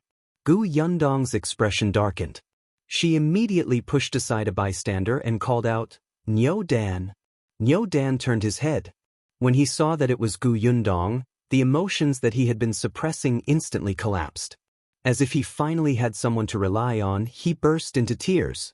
Large drops of tears fell. "Sister Yundong." Gu Yundong quickly took 2 steps forward, squatted down, patted his shoulder, and wiped his tears with a handkerchief. "What's wrong? What happened? Tell me. I'll help you." For a moment, Niu Dan cried a little hard and couldn't stop. Therefore, before he could speak, a few students behind the door started shouting loudly. "He stole something. He stole 50 copper coins and was chased out by the teacher."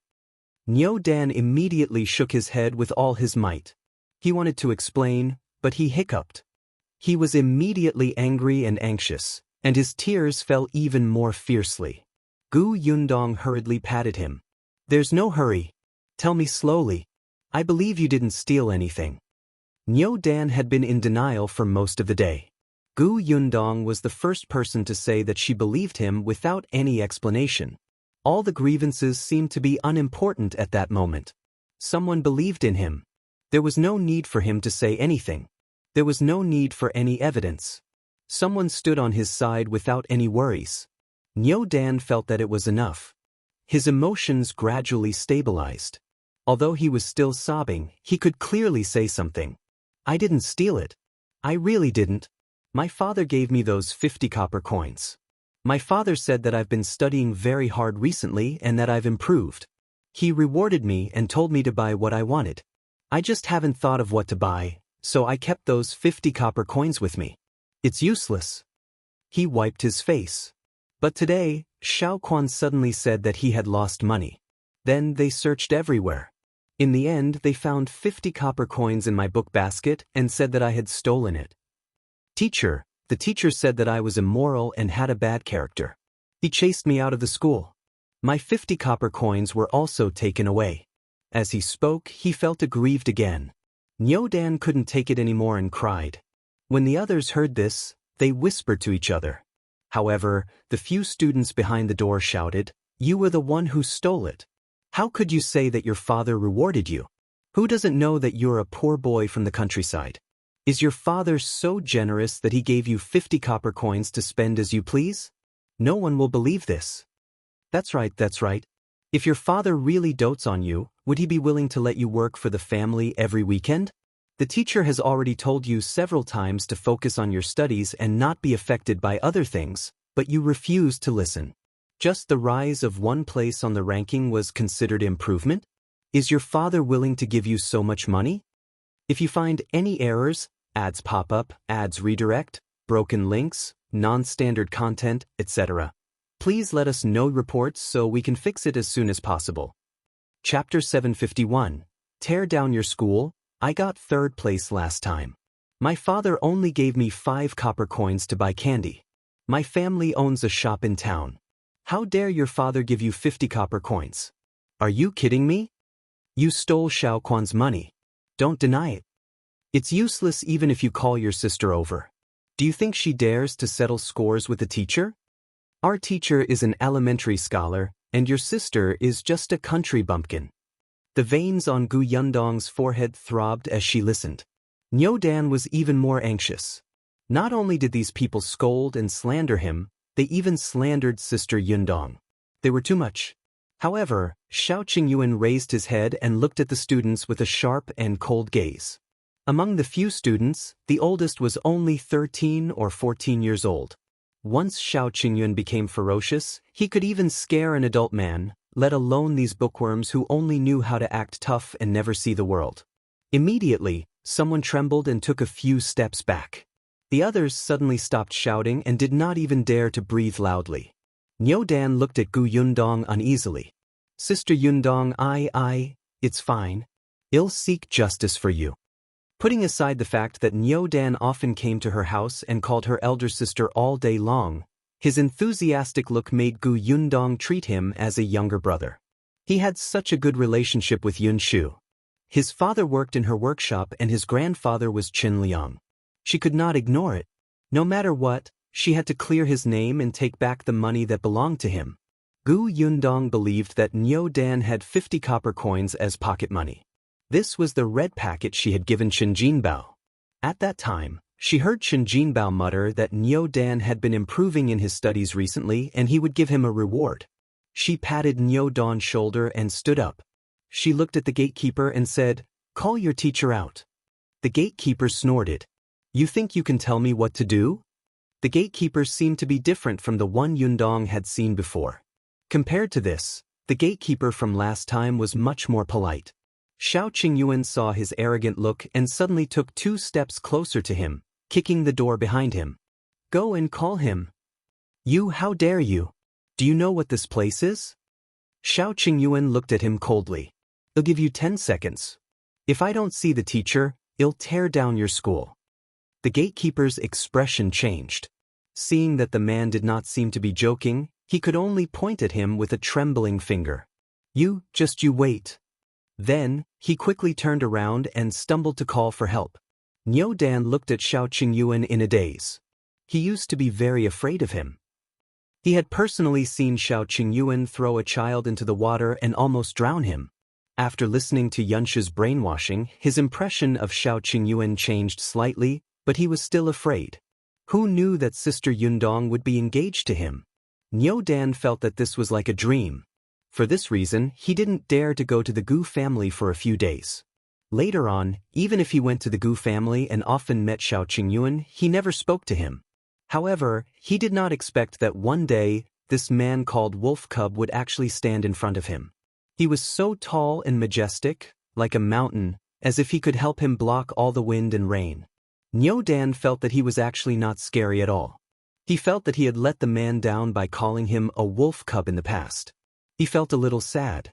At this moment, The gatekeeper came out with the master of the academy. If you find any errors, ads pop up, ads redirect, broken links, non-standard content, etc., please let us know reports so we can fix it as soon as possible. Chapter 752. Your request is strange. Before the teacher reached the door, he said angrily, "Who dares to cause trouble here?" The gatekeeper followed behind him. He pointed in the direction of Shao Qingyuan and Gu Yundong and added fuel to the fire. They seemed to be Qingyuan's siblings. They heard that Qingyuan was chased out of the school and came over to defend him. Qingyuan did such an unbearable thing and didn't allow anyone to say it. That man almost kicked the door down. The other students, who were so frightened by Shao Qingyuan that they did not dare to speak, also went forward to complain as if they had found a backer. "That's right, teacher. They're barbarians. No wonder Qingyuan dared to steal money. It's because his family has such a brother and sister who can't differentiate right from wrong." His sister also said that no matter what Qingyuan said, she would believe him. The master's expression was ugly. He stood at the door in a few steps. He glanced at Shao Qingyuan, then his cold gaze landed on Niu Dan. He was a teacher after all. Niu Dan was a little afraid of him and subconsciously took a small step back. Gu Yundong sneered and took 2 steps forward. She looked at the teacher and said, "The teacher is here. That's good. I want to ask, do you have any evidence that our Qingyuan stole someone else's money?" The teacher frowned. He did not talk to women. Hence, he looked at Shao Qingyuan. "Are you Qingyuan's brother?" Shao Qingyuan couldn't even be bothered to look at him. The teacher immediately said angrily, "I'm talking to you. Don't you even know the most basic etiquette?" Shao Qingyuan finally gave him a look and said, "She's talking to you. Are you deaf?" "You." The teacher was so angry that his chest heaved. After a long while, he said, "I don't talk to women. I don't talk to brainless people." Gu Yundong almost laughed out loud. Shao Qingyuan's mouth was so sharp. She secretly applauded him. "You're saying that I'm brainless? I'm an elementary scholar. I'm a dignified elementary scholar. I'm rich and knowledgeable. To be able to teach here, compared to a country bumpkin like you, our difference is simply heaven and earth. You actually say that I'm brainless." Gu Yundong finally could not help but laugh. "This is the first time I've heard someone praise themselves so exaggeratedly in front of so many people without batting an eyelid. How shameless." What did you say?" This time, he was willing to talk to the woman. Gu Yundong smiled. "As expected, you're deaf. I say you're shameless." "Say that again." Gu Yundong was surprised. "This is the first time I've heard such a strange request. Since you're so sincere, I'll reluctantly repeat again. I say you're shameless." The teacher was so angry that he almost fainted. If not for the gatekeeper supporting him from behind, he would have fallen to the ground and made a fool of himself. However, he was still so angry that he could not say a word. Gu Yundong asked, "Can we talk nicely now? If not, I won't stand on ceremony." The teacher's expression became even uglier. This was a threat, a threat. He did not expect this woman to be so shameless and despicable at such a young age. Then he'll ask again. Why did the teacher conclude that Qingyuan stole the 50 copper coins?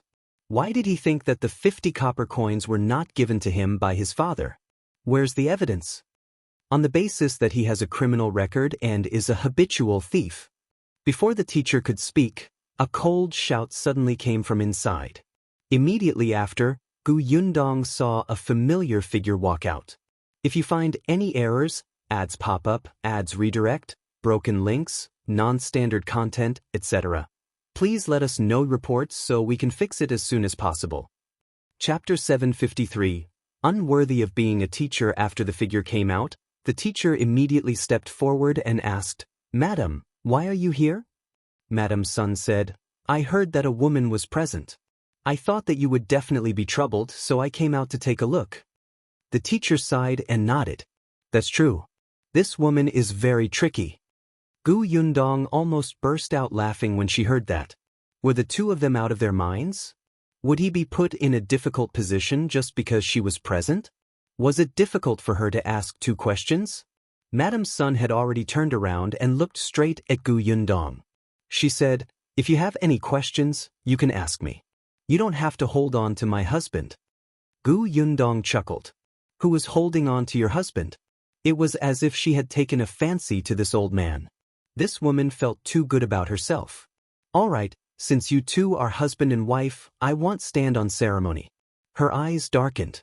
That moment of coldness actually made Madame Sun a little afraid. "Did you just say that Qingyuan is a habitual thief?" Gu Yundong sneered. "What else has he stolen? Since such a thing has happened in the past, why didn't you deal with it in the past and chase him out of school?" Madame Sun did not expect her to hit the nail on the head the moment she spoke. She immediately choked. After a moment, she raised her chin slightly and said, "In the past, it was because there was no evidence." "You call him a habitual thief without any evidence?" Gu Yundong was simply shocked by their train of thought. "So this is what you teach here? Just because Qingyuan is a country boy, he is the suspect whenever anything is stolen. Then he's called a habitual thief without any evidence showing that he stole anything. Then, based on that, he's guilty again when some student lost something, and he's chased out of school without even having the chance to explain himself."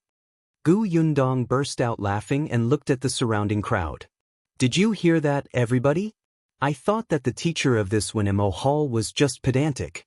Now I realize that he's not pedantic, but blind, paranoid, arrogant, irresponsible, and self-righteous. Teacher?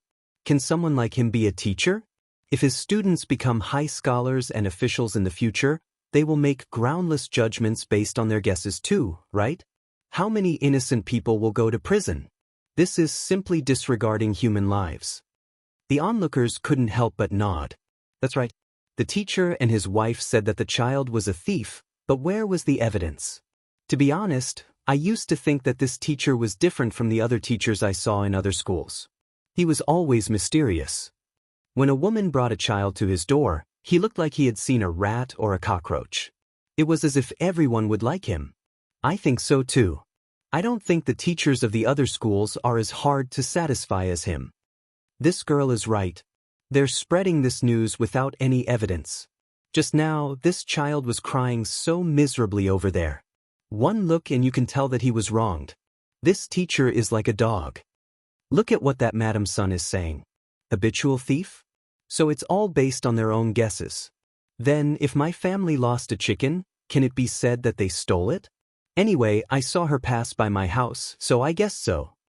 When Madame Sun heard the dissatisfied voices of the surrounding crowd, she saw that they were all standing on Gu Yundong's side. She immediately said angrily, But I have witnesses. If you find any errors, ads pop up, ads redirect, broken links, non-standard content, etc., please let us know reports so we can fix it as soon as possible." Chapter 754. The so-called witness. As soon as he said that, the whispers in the surroundings instantly stopped. Everyone looked at each other. Witness? Gu Yundong also raised her eyebrows. Witness? Where are they? Madame Sun sneered and shouted into the door, "Sister-in-law Wu, tell me, is this Qingyuan dirty? Did he steal your things in the past?" There was no movement inside the door for a long time. After a long time, a figure slowly walked out. Gu Yundong was stunned. It was her? Chen Yulan's husband, Wu Chang's mother. Madame Wu dawdled to Madame Sun's side. Madame Sun looked at Gu Yundong and said, "Madame Wu's daughter-in-law is Qingyuan's cousin. The last time her son got married, Qingyuan also went. In the end, there were a few gifts missing from the house. Later, they found out that Qingyuan took them all. Isn't he used to stealing?" Qingyuan was also stunned. Of course, he knew Madame Wu. After hearing Madame Sun's words, he hurriedly shook his head and said, I didn't take her things at all." Gu Yundong found it extremely funny. She looked at Madame Wu coldly. "I'll say it again. Where's the evidence?" Madame Wu felt a little guilty. She stammered and whispered, "It's been so long. Where's the evidence?" "Oh, so this is still your guess?" Madame Wu could not raise her head. Gu Yundong's teasing gaze landed on the teacher. The way Master Wen handles things is really impressive. On one hand, he says that he doesn't talk to women, but on the other hand he can suspect his student of stealing and chase him out of the school because of a woman's unreasonable guess. The teacher trusts this anti-Wu very much. I'm impressed. Master Wen's expression changed drastically and he quickly explained, I didn't. I just what? Yes, he had indeed listened to his wife's words, which was why he did not have a good impression of Qingyuan. And his wife had also listened to Madame Wu's words and made pillow talk. At the end of the day, the cause was indeed Madame Wu. Master Wen was furious. He suddenly looked at Madame Wu and said, Tell me, why are you so sure that he stole your things?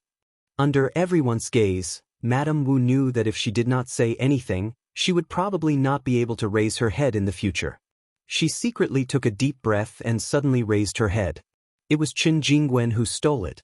Back then, only he ran into the room where the gift was placed. The thing was gone. If it wasn't him, who took it? I'm an adult. I have no grudges with such a child. There's no reason to wrong him, right? No reason? Yundong sneered. How can there be no reason?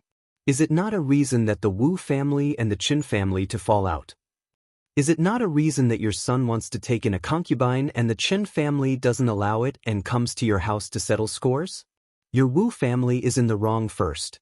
You don't dare to look for the adults, so you schemed against a child. How impressive. After Yundong was done, she looked at Madame Sun. So she is your witness, right? This is truly an eye-opener. She made up stuff in front of you because of personal grudges, and you lambasted an innocent child based on that. In the end, your husband blamed everything on him and chased him out of school. Elementary scholar? Teacher? You're simply ruining the kids. Pooey, disgusting. If you find any errors, ads pop up, ads redirect, broken links, non-standard content, etc., please let us know reports so we can fix it as soon as possible. Chapter 755. Admitting mistake. Madame Sun's expression changed. She looked at Madame Wu, hoping that she would say more, but Madame Wu was simply making something out of nothing. Facing Yundong's pressure, Madame Wu did not have any confidence. She could only grit her teeth and hold her hands tightly. However, her mind was blank and she could not find any words to refute. Master Wen almost fainted. He felt more and more people around him, and the way they looked at him was getting worse. Even the students who had run out to watch the show began to whisper. Yundong looked at Master Wen. Say something. Where's the evidence? Did a dog eat your conscience when you were hurting a child like this? You, don't pester me here. Because you can't reason with me, you say that I'm pestering you endlessly. Let everyone be the judge. Who's in the wrong in this matter? Who's pestering someone else endlessly and refusing to admit their mistake? Who's disregarding human lives and ruining a child's future? After Yundong finished speaking, someone beside him immediately shouted, I say, Master Wen, you said that the child was a thief. Show me the evidence. That's right. What right do you have to say that the child's father can't give him 50 copper coins as a reward? I even gave my child a tael of silver as New Year's money. I think he just thinks that the child is easy to bully because he came from the countryside and doesn't have a backer. He might as well find a scapegoat. You think you can be a teacher and educate others? Fortunately, my child hasn't come here to study. These few days, I'm thinking of sending my child over to be enlightened. Forget it, he'll go back and find another school. Fortunately, you didn't send your child over. Otherwise, if something was missing from the school, they might even chase your child out.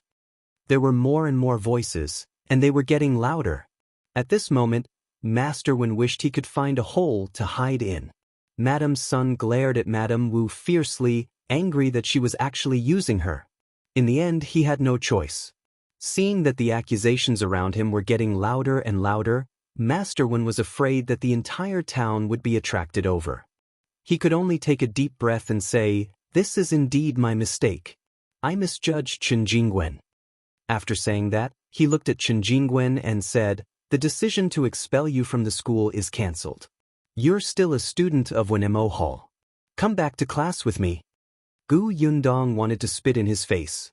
You want to let it go so easily after wronging someone? No way. She looked down at Niu Dan beside her. Are you going back to school? Gu Yundong did not want him to continue, but Niu Dan was not her biological younger brother after all. She could not decide for him on this matter. Unexpectedly, Niu Dan shook his head vigorously. I'm not going to this school to study anymore. Gu Yundong rubbed his head and smiled. She looked up. Did you hear that? When Master Wen heard this, he nodded regretfully. Since you've decided, I won't force you. I was your teacher, and I hope that your future will be bright. With that, he turned around and walked in impatiently. However, he had just taken a step when Shao Qingyuan suddenly reached out to stop him. Master Wen was stunned and suddenly looked up. What else do you want? Master Wen is really interesting. Since you admit that you wronged Qingyuan and cleared him of the crime of stealing something, shouldn't you return the 50 copper coins? Master Wen's body stiffened. He turned around abruptly. If you find any errors, ads pop up, ads redirect, broken links, non-standard content, etc., please let us know reports so we can fix it as soon as possible. Chapter 756, Return the Money. Could it be that what Master Wen said just now was all fake? Your apology was not from the bottom of your heart. It was just a show for others? Master Wen denied it on the spot. Of course not. It's just that Qingyuan said that the 50 copper coins was his, and Liu Xiahui also said that it was his. Both of them, in that case, call Liu Xiahui out. Let's face each other on the spot. How about that? The onlookers expressed that they had not finished watching the commotion and listening to the gossip. Master Wen had to continue making a fool of himself, so they agreed. That's right. Let's confront each other on the spot so that we don't malign the child. Call Liu Xiahui out. Master Wen had no choice. Although he was unhappy, his reputation was more important. Therefore, he asked the students in the school to find Liu Xiahui. Liu Xiahui was about 10 years old and looked older than Niu Dan. He was still a little nervous when he came over. He did not know where to put his hands and feet. Gu Yundong narrowed her eyes and sized him up for a while. When he walked out of the door, she asked, You said that the 50 copper coins is yours, right? Liu Xiahui quickly nodded. It's mine. In that case, is there any mark on the 50 copper coins? Mark? Liu Xiahui looked surprised and reached into his pocket. He really could not understand what mark there was on the money. He was still young and it was his first time doing such a thing. He could not take it anymore in the face of a wily old fox like Gu Yundong. He lowered his head and did not dare to look up. Gu Yundong continued, You might not know, but Qingyuan's 50 copper coins were given to him by his father in front of me. Before giving it to him, his father happened to be writing and accidentally knocked over the ink, so the 50 copper coins were stained. I have ink on my 50 copper coins. They were stained when I was doing my writing this morning, so he couldn't finish. In an instant, he felt that his mouth was too fast and that something was wrong.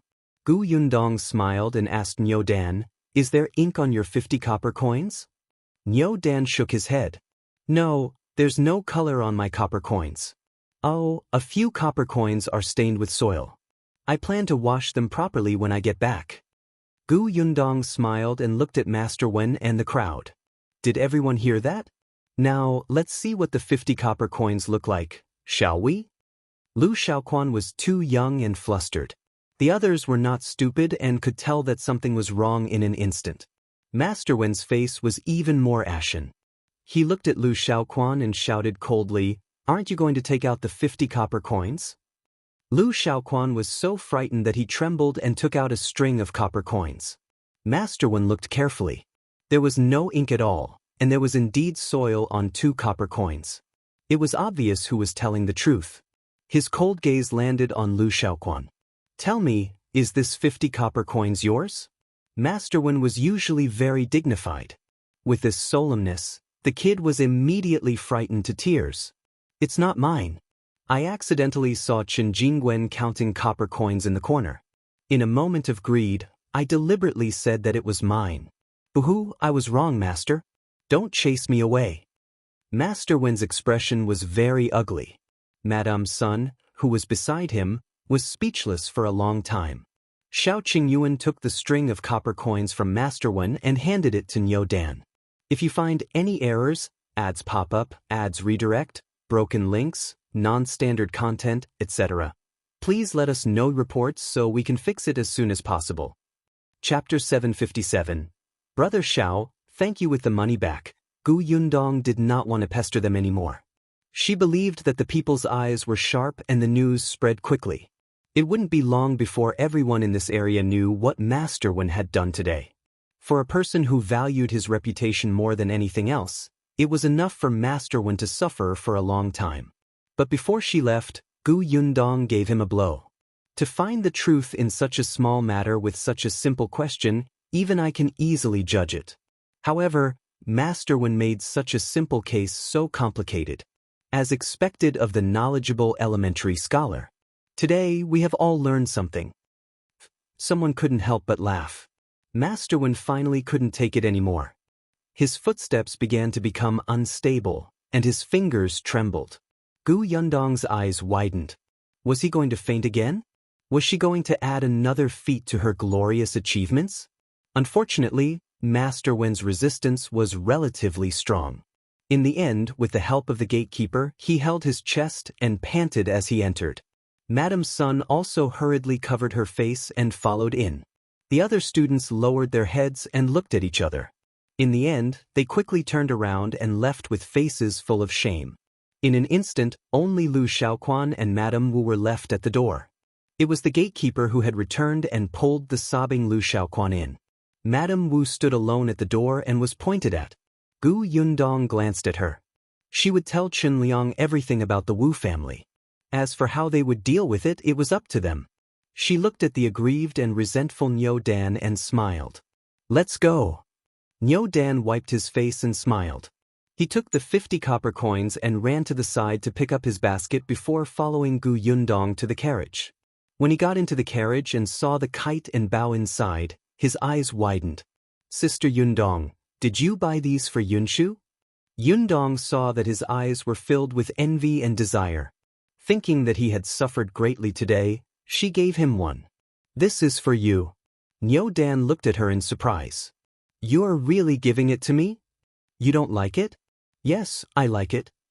He hugged the kite, and his face returned to its usual cheerful expression. Yundong heaved a sigh of relief. This child's recovery ability was quite strong. Niu Dan held the kite for a while before carefully putting it down. He then looked up at Yundong and pursed his lips. After a while, he said, Sister Yundong, thank you. You're welcome. Niu Dan lifted the curtain of the carriage again and said to Shao Qingyuan, who was driving, Shao, brother Shao, thank you. I won't call you a wolf cub anymore. You're better than them. Shao Qingyuan was stunned for a moment. In the past, he wouldn't have cared if Niu Dan thanked him or not. But now, he was still expressionless, but he nodded slightly. After some thought, he replied, No need. It's what I should do. Yundong, who was sitting in the carriage, was overjoyed. Then she felt a little sad. In the past, Shao Qingyuan had received malicious intent. Although he had slowly gotten better recently, there were not many people who sincerely respected him. Most of them were just afraid of him. However, she thought that things would definitely get better in the future. Wasn't Niu Dan an example now? At this moment, this little fellow looked at Shao Qingyuan with sparkling eyes filled with admiration. If you find any errors, ads pop up, ads redirect, broken links, non-standard content, etc., please let us know reports so we can fix it as soon as possible. Chapter 758. I should have listened to you long ago. The three of them quickly arrived at Yongfu village in a carriage. Yundong asked them to send Niu Dan back to the Chen family first. When the carriage stopped at the entrance of the Chen family's house, Madame Zhou was returning with a vegetable basket. She was stunned when she suddenly saw Shao Qingyuan sitting on the shaft of the carriage. When the curtain of the carriage opened, Yundong's smiling face was revealed. Madame Zhou immediately smiled and greeted, Yundong, why are you here? Come in quickly. Before she could finish speaking, Niu Dan crawled out. At this moment, Madame Zhou really froze. She rubbed her eyes in confusion. In the next moment, she suddenly slapped her leg. Io, Niu Dan, why are you back? Shouldn't you be at school during this hour? When Niu Dan saw his family, the grievance from before surged up again. He immediately ran towards him with tears in his eyes. "Grandma, I'm not going to school anymore." Madame Zhou had dropped the basket in her hand. She quickly hugged him and asked, "What's wrong, what's wrong? Why are you crying? Who bullied you? Tell Grandma. Grandma will deal with him." As she spoke, she hurriedly shouted inside, Old Shin, come out quickly. Something happened." Before Gu Yundong could say anything, Madame Zhou already had such a huge reaction. If she said anything later, the woman would probably be even angrier. However, on second thought, it made sense. If her Yunshu was chased out of the school like a thief without distinguishing between right and wrong, she would have the urge to tear down that school. Chen Liang came out very quickly. He was a little more rational than Madame Zhou. Although he was also concerned about why Niu Dan had returned without a hitch, when he saw Gu Yundong and Shao Qingyuan, he invited them in first before asking about the situation. The group of people entered the central room. Madame Song, who was working at the back, also heard the sound and ran over. Gu Yundong tried her best to explain the matter in detail in a calm voice. Before she could finish speaking, she saw Madame Zhou and Madame Song begin to wipe their tears. Their hearts ached as they hugged Niu Dan. Even Qin Liang was so angry that his face turned green. His hands were clenched tightly, and he looked like he wanted to rush over and settle the score with that teacher. After Gu Yundong finished speaking, Madame Zhou gritted her teeth and said, "I knew that the Wu family was not a good thing. Wu Chong is arrogant and the Wu couple is narrow-minded. It's fine if they fell out with our family, but they actually took revenge on a child. I'm so angry. I'm going to tear her apart." Madame Song hugged Niu Dan and nodded vigorously. "I'll go too." Chen Liang took a deep breath. "All right, we still have to consider this matter at length." Then he turned around and said to Shao Qingyuan and Gu Yundong, "Thank you so much for today. If not for you, our Niu Dan would have been ruined." Gu Yundong sighed. "Uncle Chen, don't say that. We're from the same village, and Niu Dan calls me sister. What kind of person would I be if I just stood by and did nothing when something like this happened?" After saying that, Gu Yundong suddenly felt that something was amiss. The seniority seemed to be messed up. However, after today's incident, I'm afraid Niu Dan won't be able to go to school. It's good that Uncle Chen doesn't blame me for blowing things up. Chen Liang waved his hand. "It's fine if he doesn't go to that kind of school. When you told me that the teacher was too pedantic, I should have listened to you. He wouldn't have ended up like this." Gu Yundong did not say anything. Seeing that this family was filled with righteous indignation and wanted to discuss the follow-up matters, she bade farewell with Shao Qingyuan. When she returned to the Gu residence, it was already a little late. Seeing Father Tong at the door, Gu Yundong hurriedly asked, "Are my parents back from the prefectural city? If you find any errors, ads pop up, ads redirect, broken links, non-standard content, etc., please let us know reports so we can fix it as soon as possible." Chapter 759. Knowing that you are unlikable. When Father Tong saw them return, he was instantly happy. This young lady and her future husband had gone into the mountains together. Everyone was filled with worries, especially because they had agreed to only travel for 5 to 6 days, but they had not returned for more than 10 days. Wasn't he excited to see her now? Hence, he did not hear Gu Yundong's question. He hurriedly shouted into the courtyard, "Eldest Miss is back." As soon as he finished speaking, 2 figures rushed out one after another. It was Gu Yunshu and Bian Yuanji. The 2 children hugged her and almost cried. "Big sister, you're finally back. You don't know how worried we were." "Cousin, are you all right?" The 2 of them were at home. At this moment, it was time for them to be given the clothes-making vacation. Qin Wensheng's school was on vacation, and so was Tianhai Academy. Only the Wenhuo Hall that she saw today felt that there was no need to give the students the clothes-making vacation, which would waste their time. In any case, the students were from the nearby villages and towns. There was no need for them to go back and put on more clothes to ward off the cold. That was why Gu Yundong saw Niu Dan at the entrance of that school today. She rubbed the 2 children's heads and said, "Aren't I fine?" Seeing that Yunshu snorted and her eyes were obviously filled with accusation, she quickly pointed in the direction of the carriage and said, "I brought you a gift. Go take a look." The 2 of them were stunned. They did not care about being angry with her anymore and ran to the edge of the carriage. Shao Qingyuan carried them up. The two of them climbed in and saw the kites inside. The two children's eyes lit up. They sat cross-legged in the carriage and began to choose. There were originally 4 kites, but after giving one to Niu Dan, there were only 3 left. The patterns that Gu Yundong had chosen were all pretty. There was an eagle, a dragonfly, a butterfly, and an owl. Niu Dan took the dragonfly away. Yunxu and Yuanji felt that such a beautiful kite like the butterfly should be left for Kiki. Therefore, one of them chose the eagle and the other chose the owl. They were both flying birds and looked very good. After choosing the kite, the two children got off the carriage in satisfaction. Although Yunxu was happy, he remembered that his eldest sister had only returned after so many days, making him worried and afraid. He immediately turned his head arrogantly and snorted. "Don't think that I won't be angry anymore." Oh, the little guy was pushing his luck. "Then will you return it to me?" "That won't do. Big sister, you're too old to play with kites anymore. You'll have to give it to me later. At that time, you have to find an excuse." How troublesome.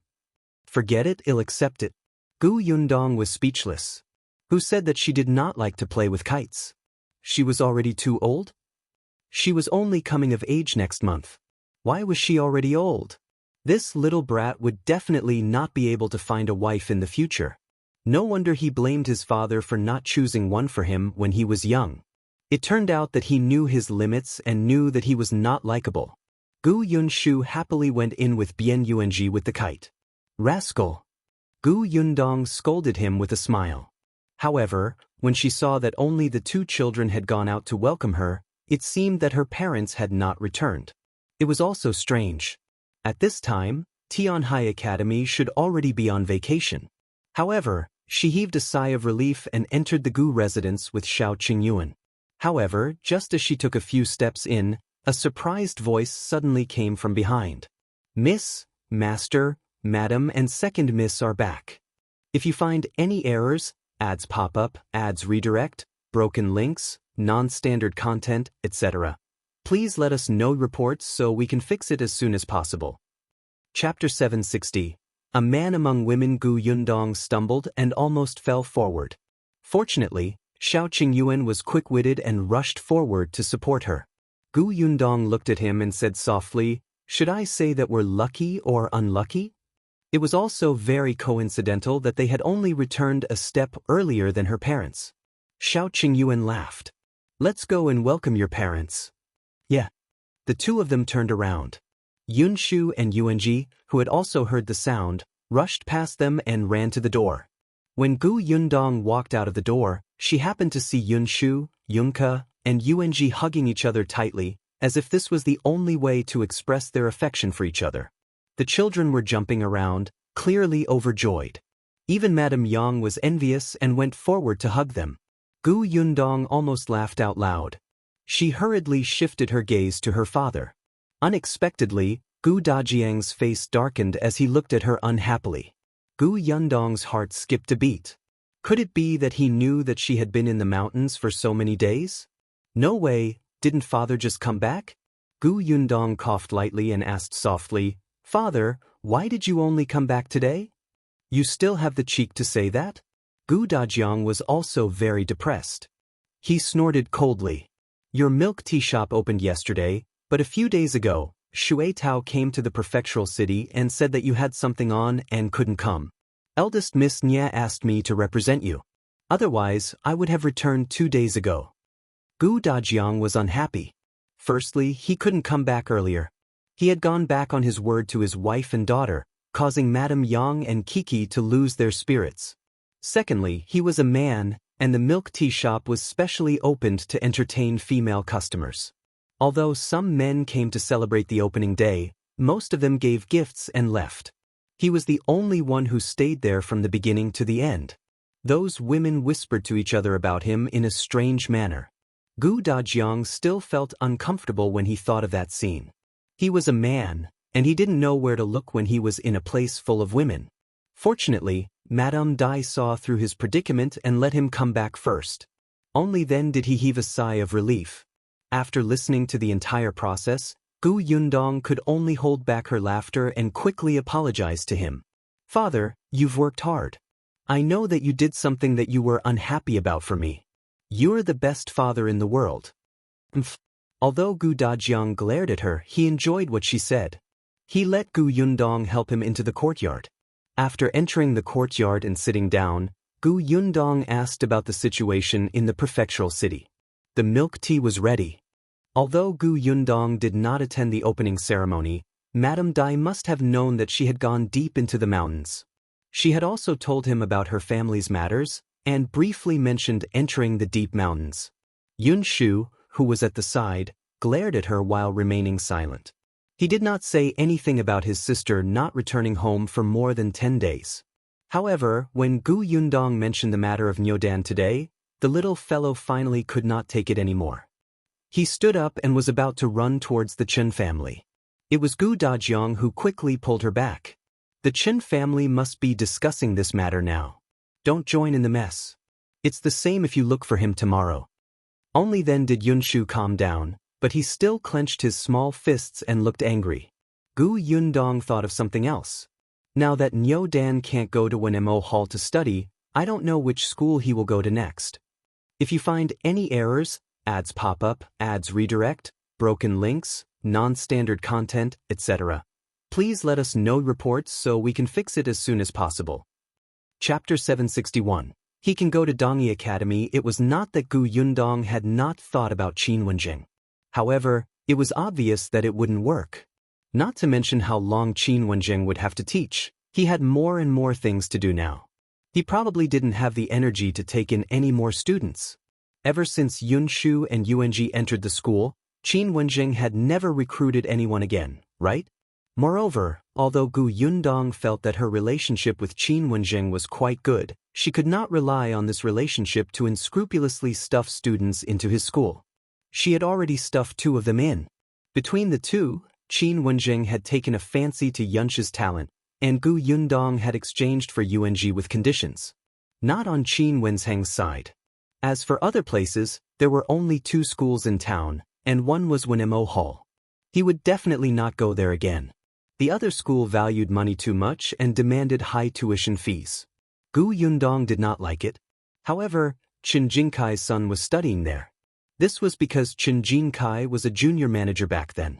In addition, his wife's family had some connections with the school, so he let his son study there. Later on, after Chen Jingkai lost his job as the town's junior manager, he had also thought of letting his son go to school after this year. However, now that he had become Gus' assistant, this thought was dispelled. Other than these 2 families, there were also a few small private schools. The teachers were not even elementary scholars. They could only teach the children to read. However, it was obvious that the Chen family sent their children to study and read because of the imperial examination. How could he be satisfied with just a few words? Forget it. These things were not something she could worry about. Chen Liang definitely knew what to do. Gu Yundong was just about to change the topic and talk to her family about other things when she heard Yunxu tilt her head and say, "Actually, he can go to Dongyi Academy." Gu Yundong was stunned. Dongyi Academy? I remember that the teacher of that academy brought his students to make things difficult for you, right? Yes. Yunxu nodded.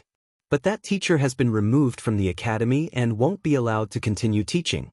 The dean of Dongyi Academy has also returned and even knows our teacher. He's a pretty good person. Yuanji also nodded at the side. The dean was very angry when he heard about what happened back then. Then he reorganized the academy. A few days ago, our teacher even brought us to Dongyi Academy to discuss knowledge with those students. After the new emperor ascended the throne, the dean of Dongyi Academy went to the capital for the examination. This trip lasted for more than half a year. Later on, he was waiting for the results in the capital. Unfortunately, he still failed in the end. Therefore, when he returned to Fengkai County, a long time had passed. From what Yunxu and the others said, Dongyi Academy was actually a good choice now. If there were no such annoying teachers, with Dongyi Academy's reputation in the county city, it was indeed a good choice. Well, in that case, she could give the village chief a suggestion. As for whether to accept it or not, it was up to them. With this thought in mind, Gu Yundong stopped talking about this matter. She wanted to ask about the milk tea shop, but seeing that it was getting late and everyone had been on the road for the entire day, she let everyone go back to their rooms to rest early. The next morning, Yunxu and Yuanji hurriedly got up and brought Yunke, who was also awake, to look for Niu Dan. However, when the two of them ran to Niu Dan house, they saw that the door was tightly shut. There seemed to be no one in the Qin family. If you find any errors, ads pop up, ads redirect, broken links, non-standard content, etc., please let us know reports so we can fix it as soon as possible. Chapter 762. Seeking justice. Yunxu ran to her neighbor's house to ask around and found out that the Chen family had gone to town. Chen Liang and Madame Zhou were not the only ones. Even Chen Jinbao went to the Gu residence early in the morning to apply for leave from Tongan. He followed his parents and went to seek justice for Niu Dan angrily. Yunxu and the others could only run back. Gu Yundong was not surprised.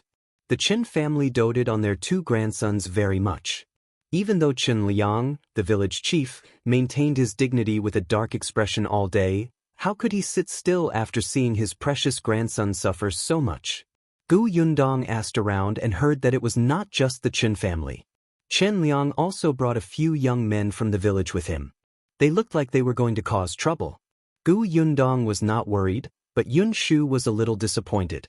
He did not see Niu Dan, so he could not join him in the crusade against those bad guys. However, when he saw Yunke come out with his little butterfly kite, he instantly perked up again. Then he hurriedly ran back to his room and took out his owl kite. Let's compete and see whose kite flies the highest. How about that? Yunke ran over. It must be my butterfly. Then let's go to the barnyard. Yuanji was also excited. The three of them took the 3 kites and went out. It was autumn today, and the wind was blowing. It was very suitable for kite flying. They ran out of the door in a hurry and went to the Zheng family's house, pulling Zheng Jia, Zheng Yu, and Zheng Lu away. There were 6 people and 3 kites. 2 people and 1 kite. Back then, Gu Yundong had bought 4 because she wanted to give 1 to Lu Hongqiao. However, among the 4 members of the Lu family who had followed Gu Dajiang back yesterday, only Lu Hongqiao was around. The others had all stayed in the courtyard and did not come back. The group of people ran to the barnyard, and the 3 kites instantly attracted their friends along the way. Therefore, when they arrived at their destination, almost all the children in the village followed them. Many people flew kites, but they couldn't eat or wear them. Their parents in the countryside didn't have the money to buy the kites, so they could only make the kites themselves. The homemade kites were simple and crude. There were a few thin bamboos and some window paper. It was squarish and did not even have a shape, let alone a color. It was so ugly that it made one want to cry. Therefore, the colorful kites that Yunxu and the others took out instantly became the children's favorite. They touched them with their hands. If Yunxu hadn't stopped them, the kites would have shattered into pieces before they could fly into the sky. Fortunately, although he was young, he was already a little dignified in the village. Everyone could only watch but not touch the kites. At most, they could only touch the kite strings. In the end, the kites were finally released into the sky. Looking at the butterfly, eagle, and owl that were getting higher and higher, the children below screamed excitedly. The rising and falling sounds attracted many adults to come out and watch. They wanted to fly the kites too. When Niu Dan returned, he saw such a lively scene when he passed by the barnyard. His eyes lit up. He quickly stopped the ox cart and ran home. He took out his kite and joined. After waiting for him to play happily for a while, Yunxu gave her kite to Zheng Lu and ran to his side to talk to him. Niu Dan, did you go and settle scores with that teacher from Wenhuo Hall today? That's right. Niu Dan was so excited that his face was red. Today, his father, grandfather, and some uncles accompanied him. He actually made Master Wen apologize to him. If you find any errors, ads pop up, ads redirect, broken links, non-standard content, etc., please let us know reports so we can fix it as soon as possible. Chapter 763. I can make the teacher faint. Yunxu sighed. You should have brought me along. Niu Dan was stunned for a moment. Someone beside him screamed for him to grab the string or the kite would fall. Niu Dan simply handed the string to him and walked to the side to chat with Yunxu. Why should I bring you along? You're small. What if you get bullied? Yunxu shook his head and looked very proud. I won't be bullied. I can make the teacher faint from anger. I'm especially experienced. Are you going there to make the teacher faint from anger? It's fine. Even if you didn't go, my father and the others almost made the teacher faint from anger today. Yunshu's interest was piqued. He pulled his wrist and sat down on a rock at the side. Then tell me, how did you make the teacher faint from anger? Niu Dan immediately twisted his body and started talking. At the same time, Chen Liang sat at the Gu residence and drank tea. He told them about his trip to town today. They went to Wenhuo Hall and met the teacher. Interestingly, Liu Xiaoquan's father also went to the school to settle scores with the teacher. Liu Xiaoquan's father was a butcher.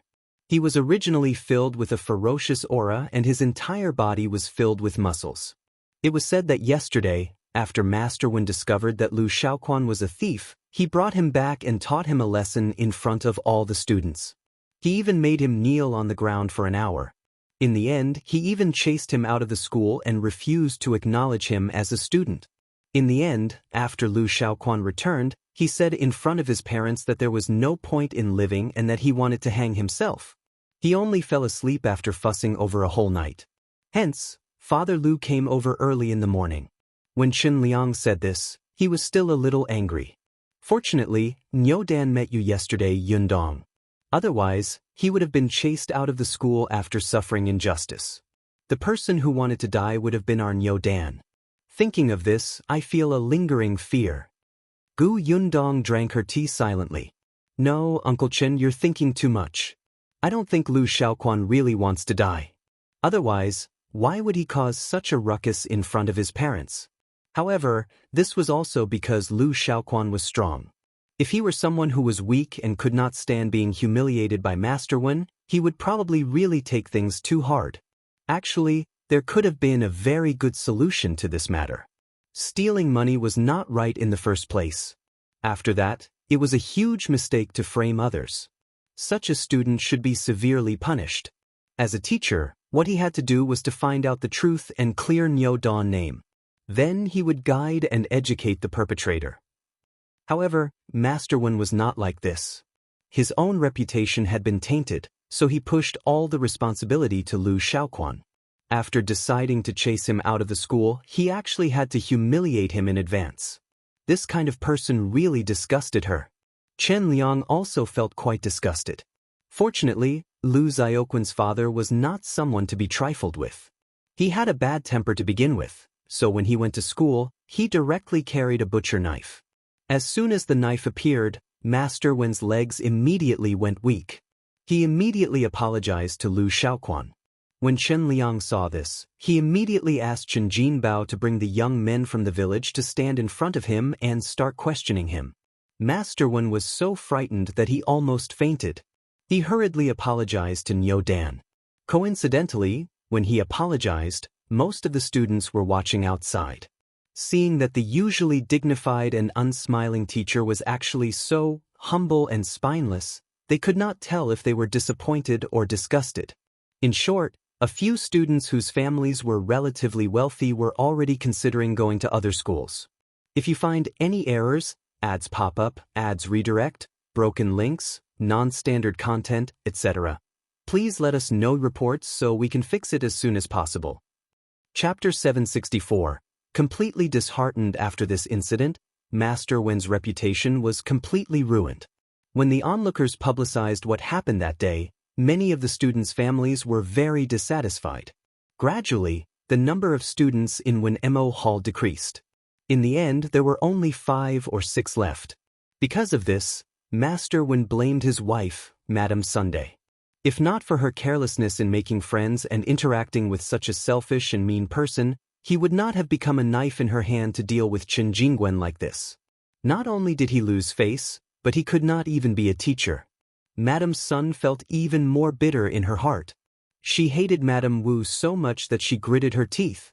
She had said a lot of bad things about her outside, and it could be considered that she had completely fallen out with her. Chen Liang's family even got teacher Wen to refund Niu Dan tuition fees before leaving the school with a cold snort. When Father Liu saw Niu Dan, he wanted to settle scores with him. After all, Niu Dan was one of the people who had caused his son to seek death. However, the Chen family had many people. Just standing there made people's hearts beat like drums. Hence, he could only forget about it and leave angrily with his son. After Chen Liang and the others came out of Wenhuo Hall, they went to the Wu family. They had not forgotten that the culprit was Madame Wu. However, the Wu family had guessed that they would come to them, so they didn't come. Chen Yulan was the only one left to deal with them. Chen Yulan was still speaking up for Madame Wu. She even hinted that Niu Dan might really be dirty. Chen Liang had completely given up on her. In the past, he might have wanted to interact less with her, but now he had completely cut ties with her. Just take it that he had let his brother, Chen Tian, down. He would not acknowledge this niece. When Chen Liang told Gu Yundong about this, he was still a little dispirited. He couldn't figure out why things had turned out this way. Chen Yulan, who had married someone else, seemed to have become a completely different person. What could Gu Yundong say? It was not that she had become a different person, but that she had always been selfish. It was just that she could not pretend anymore and was exposed. However, when she saw Chen Liang's dejected expression, she comforted him in the end. It's good to see it clearly as soon as possible so that she won't bring even greater calamity to the Qin family in the future. Uncle Qin, don't be too sad. At least you've let Niu Dan off today. Chen Liang nodded. Yes, seeing that teacher apologized to Niu Dan, I feel much better here. As he spoke, he began to hesitate, as if he had something to say and was embarrassed. Gu Yundong asked curiously, "What's wrong? Is Uncle Chen in a difficult position?" "Yes, it's like this." Uncle Chen rubbed his hands and said, "Niu Dan can't study at Wenhuo Hall in the future. I don't know where he should go in the future. Last time, you said that you knew all the schools in Fengkai County. Which school do you think is the best?" Uncle Chen did not listen to Gu Yundong last time. Now, he really regretted it. He was the village chief. In the past, he had thought that he was someone who had seen the world in this village. But now, compared to Gu Yundong, who had traveled everywhere and visited so many prefectures, he was just a country bumpkin. So he wanted to hear what she meant. Gu Yundong was about to talk him about this, but before she could say anything, Yunxu came in with Niu Dan and the others. When he heard this, Niu Dan immediately shouted with an intense reaction, "I'm not going to study anymore." Everyone was stunned and turned to look at him. If you find any errors, ads pop up, ads redirect, broken links, non-standard content, etc., please let us know reports so we can fix it as soon as possible. Chapter 765. Why don't you want to go? Uncle Chen was the first to react. He immediately scolded, "What do you mean by not studying anymore? Don't spout nonsense. You know how many children in this village don't even have the chance to study. You can only sit there and study obediently because your parents are promising. But you actually don't cherish it." He was right. How difficult was studying these days? Although he was the village chief, it was also very difficult for him to provide for his two grandsons to study. However, he knew the benefits of knowledge. As long as his grandson could become an elementary scholar or high scholar, it could change their life. That was why he had shamelessly come to the Gu family today and carefully asked about the school. Chen Liang even had some hidden thoughts in his heart. He had seen Qin Wenjing before. Although he did not know his exact identity, he could tell from the man's aura that he was definitely not an ordinary person, especially since Yunxu and Yuanji were both studying at his place. They had been in school for less time than Niu Dan, but they had learned more than Niu Dan. It was said that they even had to learn how to ride horses and shoot arrows. That school was much more awesome than that Wenhuo Academy. Who wouldn't want to go to such a good school? However, he had also asked around. Teacher Qin had strict requirements for accepting students. It depended on talent and fate.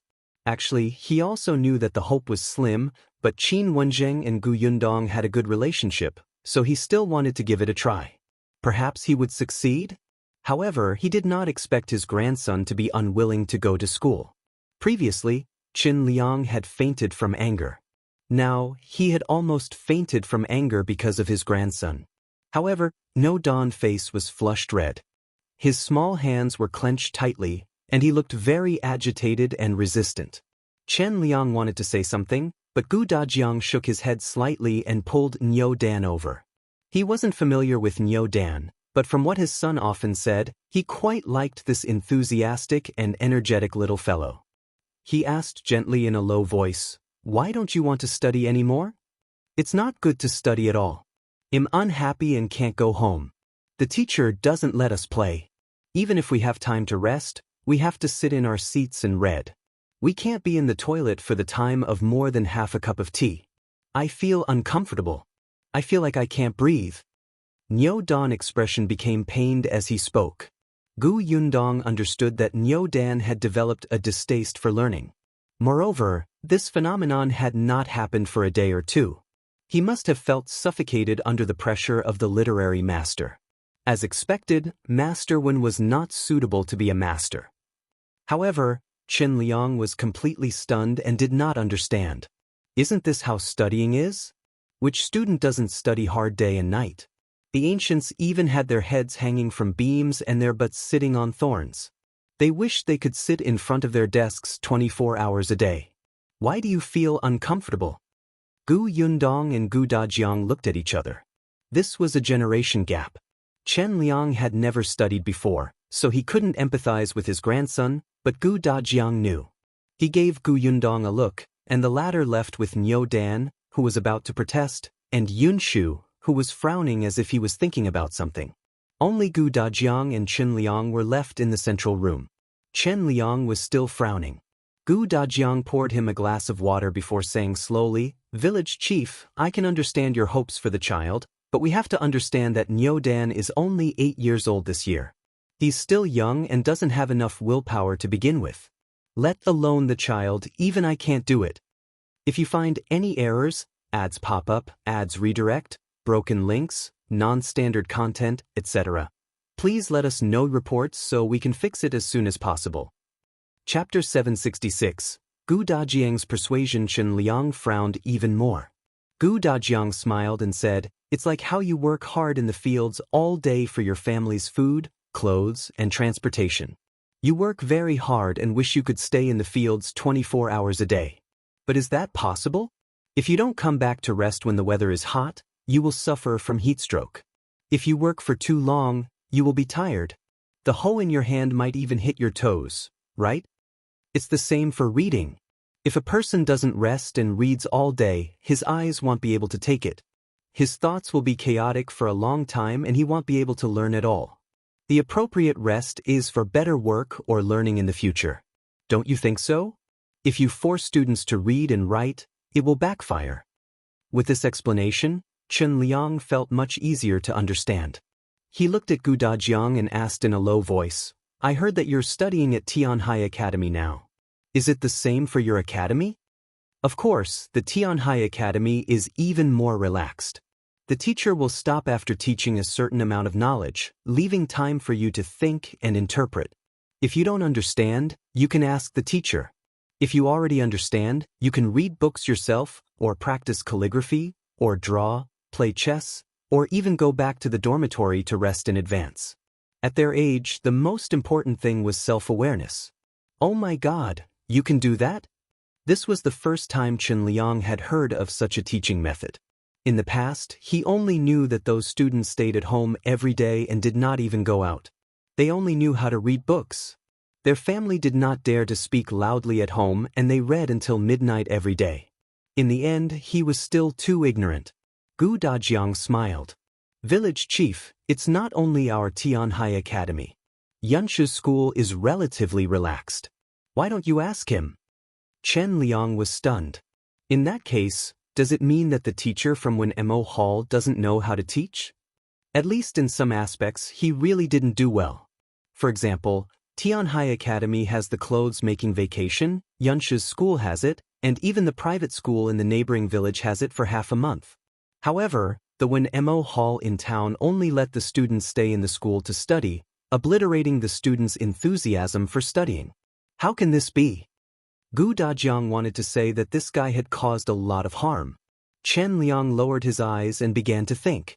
Compared to this kind of small academy, he naturally believed in the Tianhai Academy that had nurtured so many honorable scholars and top scholars and had 100 years of history. Moreover, when he thought about it now, Niu Dan was very happy every day when he went to school at first. Every day, he would come back and talk about the interesting things in the school and how many words he had learned during the day. However, recently he had become more and more silent. When he returned home, he refused to talk about the things in the school. Chen Liang sighed. After a while, he asked, "Then, is it true that Niu Dan is not allowed to go to school? There's no need to make a decision so quickly. Niu Dan is now disgusted and repulsed by studying. He might feel that no matter which school it is, it will be the same as Wenhuo Hall. It will only give him huge pressure. If the village chief is free, you can actually bring Niu Dan to other schools to take a look and let him know that there are still many schools with different teaching methods." Chen Liang nodded thoughtfully. Dajiang knew that he needed to think about it and talk to Niu Dan. The two of them stood up and walked out of the central room, planning to look for Niu Dan. Unexpectedly, after looking around the courtyard, they did not see the children. Chapter 767. Brother Shao, I want to carry your monkey. Not only were the children not around, but even Madame Yang and the others were gone. In the end, it was Father Tong who pointed them in the right direction and said that those people were watching the commotion in the Shao family. Dajiang and Qin Liang looked at each other before walking towards the Shao family. As soon as they passed the door, they heard familiar and tender voices. From time to time, there were claps and cheers. The two of them looked at each other and followed the sound to the backyard of the Shao family. Then, they saw many people sitting in the backyard of the Shao family. Yundong, Madame Yang, Yunxu, Yuanji, Niu Dan, the three Zheng siblings, Mao, and even Tong Shuitao and Shuirong had come to join in the fun. Standing straight in the middle of the courtyard was Shao Qingyuan. He held a bow in his hand and drew an arrow from his quiver with his right hand. Then he raised it slightly and straightened the bow. The arrow was knocked to the bowstring and aimed at a target on the other side of the courtyard. The target was a little simple, but the stake was deeply embedded in the ground, waiting there. Shao Qingyuan stretched out his arm, drew the bow, and aimed. Then he loosened his fingertips slightly. The arrow swooshed and shot towards the center bullseye. Buzz! The tail of the arrow trembled slightly and let out a joyful cry. In the next moment, cheers instantly sounded in the courtyard. Brother Shao is awesome. Brother Shao is amazing. Brother Shao is the best. Brother Shao is invincible. Brother Shao, I want to carry your monkey. Everyone was speechless. They all looked at Yundong. The latter explained calmly, what I mean is that with this skill, he can definitely beat a monkey. Really? Is that what you mean? We're inexperienced. Don't lie to us. The children were still puzzled, but Mao couldn't take it anymore. He shook his shoulders eagerly and ran to Shao Qingyuan's side in a hurry. Young master, let me try too. Shao Qingyuan nodded and made way for him. Mao rubbed his palms together and even spat twice in his palm. Then he took the bow from Shao Qingyuan. Shao Qingyuan suddenly raised his head and looked at him coldly. Mao, what's wrong? Young master, don't look at me like that. I'm scared and feel like I'm going to die. He didn't say anything just now. Mao asked carefully, Young master, Shao Qingyuan raised his chin and said, Use that. Yundong had given it to him. He was the only one who could use it. No one else could touch it. If they did, their hand would be cut off. Mao looked in the direction Shao Qingyuan was pointing and saw an old bow and arrow. It was the one that Shao Qingyuan often used when he went hunting in the mountains. Mao was crying in his heart. He wanted to touch the new bow. It looked very sturdy and powerful. However, young master did not allow it. He could only sigh secretly and silently walk to the side to pick up the old bow. However, after seeing the bow in Shao Qingyuan's hand, the one in front of him was really too simple. He heard that this bow was made by young master himself. Mao sighed in his heart. Forget it, this bow had an extraordinary meaning. He could not despise it. Hence, he took the bow and walked back to where Shao Qingyuan had been standing. He was about to retrieve the arrow. Unexpectedly, before he could touch it, the quiver was taken away. Mao was speechless. He looked up and saw Shao Qingyuan saying expressionlessly, "Didn't I tell you to use that? This guy was too stupid. He needed more training." Chapter 768. Hahaha. Everyone in the courtyard was confused. Only Gu Yundong pursed her lips and smiled. She looked at Shao Qingyuan with a gentle gaze. Mao could only take the other quiver in a daze. He looked at the bow in his hand with grief and indignation. It was precisely because he coveted the bow in young master's hand that he was so excited to be the first to shoot. Actually, his archery skills were not very good, however. In front of everyone, he could only take a deep breath, draw his bow, and aim. Swoosh. The courtyard was as quiet as could be.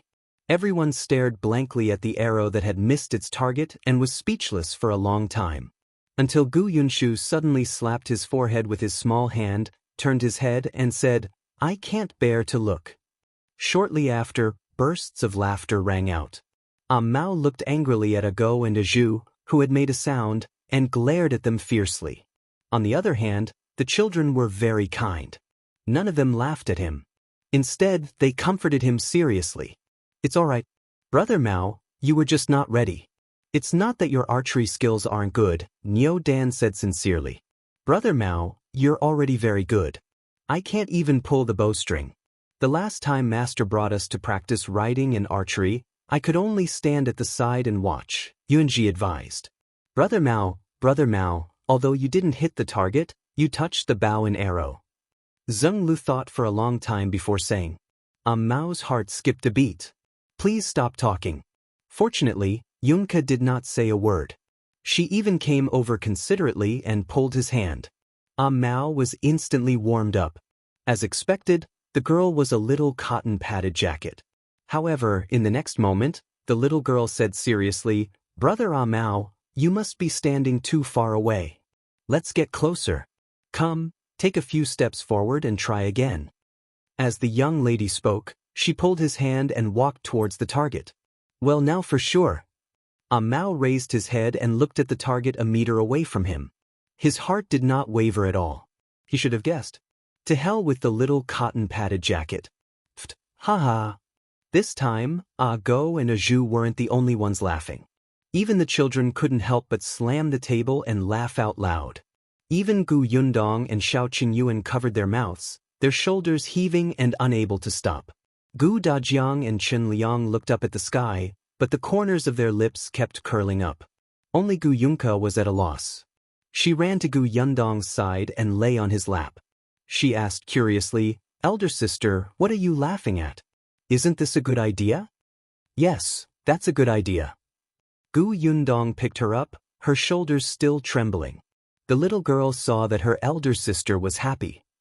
Although she still did not understand why they were laughing, she also smiled foolishly. Now, there was only Mao left standing alone in front of the target. His back view was especially miserable. He swore that from today onwards, he would train hard in archery. Fortunately, Go and his brother learned from his lesson and stopped showing off. They really took a few steps forward and shortened the distance slightly. Although they didn't hit the bullseye like Shao Qingyuan, at least they didn't miss the target. In the end, they became more and more familiar, and their results gradually improved. The children also wanted to shoot arrows, but Shao Qingyuan's arrows were still too big and heavy for them. The others had never learned it before. Although Yunshu and Yuanji had taken riding and archery lessons with Qin Wenjing, it was only limited to the most basic teaching. Moreover, the bows and arrows they used were different. If you find any errors, ads pop up, ads redirect, broken links, non-standard content, etc., please let us know reports so we can fix it as soon as possible. Chapter 769. Father is more like a teacher. The group of people finally calmed down and stopped fooling around when they saw that the sky was getting darker. When everyone turned around, they realized that Gu Dajiang and Chen Liang had been standing in the corner for a long time. When Gu Yundong saw Chen Liang, she still said, "Uncle Chen, Niu Dan has developed a dislike of studying, so there's no hurry to go to school. We have to take it slow." "I know." Chen Liang sighed. "Your father and I talked a lot. I also know that I was too careless in the past and didn't realize that he was unhappy. I'm glad you understand." Chen Liang was very grateful to Gu Yundong and his father. When he saw that his grandson was still smiling happily, his heart ached. He held his hand and went home. The Gu family had also gone back. Shao Qingyuan wanted to follow them for a meal. Unfortunately, Gu Dajiang was back. He had to restrain himself. Gu Yundong walked to Gu Dajiang's side and whispered, "Father, what did you say to Uncle Chen?" He seemed to be thinking very seriously. "Nothing much." Gu Dajiang thought for a moment. "I just gave him an example. By the way, I think Niu Dan has a deep misunderstanding of school. It just so happens that Yunxu is on vacation at home during this period of time. Let him talk to Niu Dan." "I know." Gu Yundong nodded. "Father, I realize that you are more like a teacher than that teacher from Wenhuo Hall." As soon as she finished speaking, she was pulled into the room by Gu Yunke. On the other hand, Gu Dajiang suddenly stopped in his tracks. Teacher? Was he more like a teacher? In the following days, Yunxu indeed looked for Niu Dan to play with every day. When he was no longer so against school, Chen Liang brought him to the private school in the neighboring village. He even brought him to the county city's Dongyi Academy. However, the academy was on holiday now and there were not many students in the school. However, there were also some students and teachers who did not go home and continued to study in the academy. Originally, the academy did not allow visitors to enter, but Yunxu had been to Dongyi Academy twice and knew a few people inside. It was still easy for him to bring Niu Dan in. This way, Niu Dan finally slowly untied the knot in his heart and knew that he was narrow-minded. He began to slowly like the atmosphere of the school again, especially Dongyi Academy. He felt that he would be very happy to study here. The Chen family heaved a sigh of relief and began to prepare to bring Niu Dan to Dongyi Academy to attend school after the clothes leave. At the same time, Yunxu didn't forget that Kiki's birthday was coming up. He entered the kitchen even more frequently. Gu Yundong thought that since she had given Yunxu a surprise last time, she would change her method this time. Hence, she hugged the little girl and asked her directly, "Kiki, it's almost your birthday. Have you thought of what you want? Tell me, it'll satisfy you." The little girl was stunned and her eyes lit up. "Really?" "Yes, what do you want to eat and play?" The little girl hugged her neck, then looked up at the sky and said, "I want to become a fairy and run to the moon. I heard that there's Goddess Change on the moon. She has a little rabbit. I want to try Goddess Change's mooncake and see if it's delicious. I can bring it down for you to eat." Gu Yundong was speechless.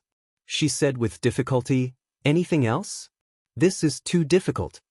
The little girl was a little disappointed, but after thinking about it, it made sense. She heard that to become a fairy, one had to go through many hardships.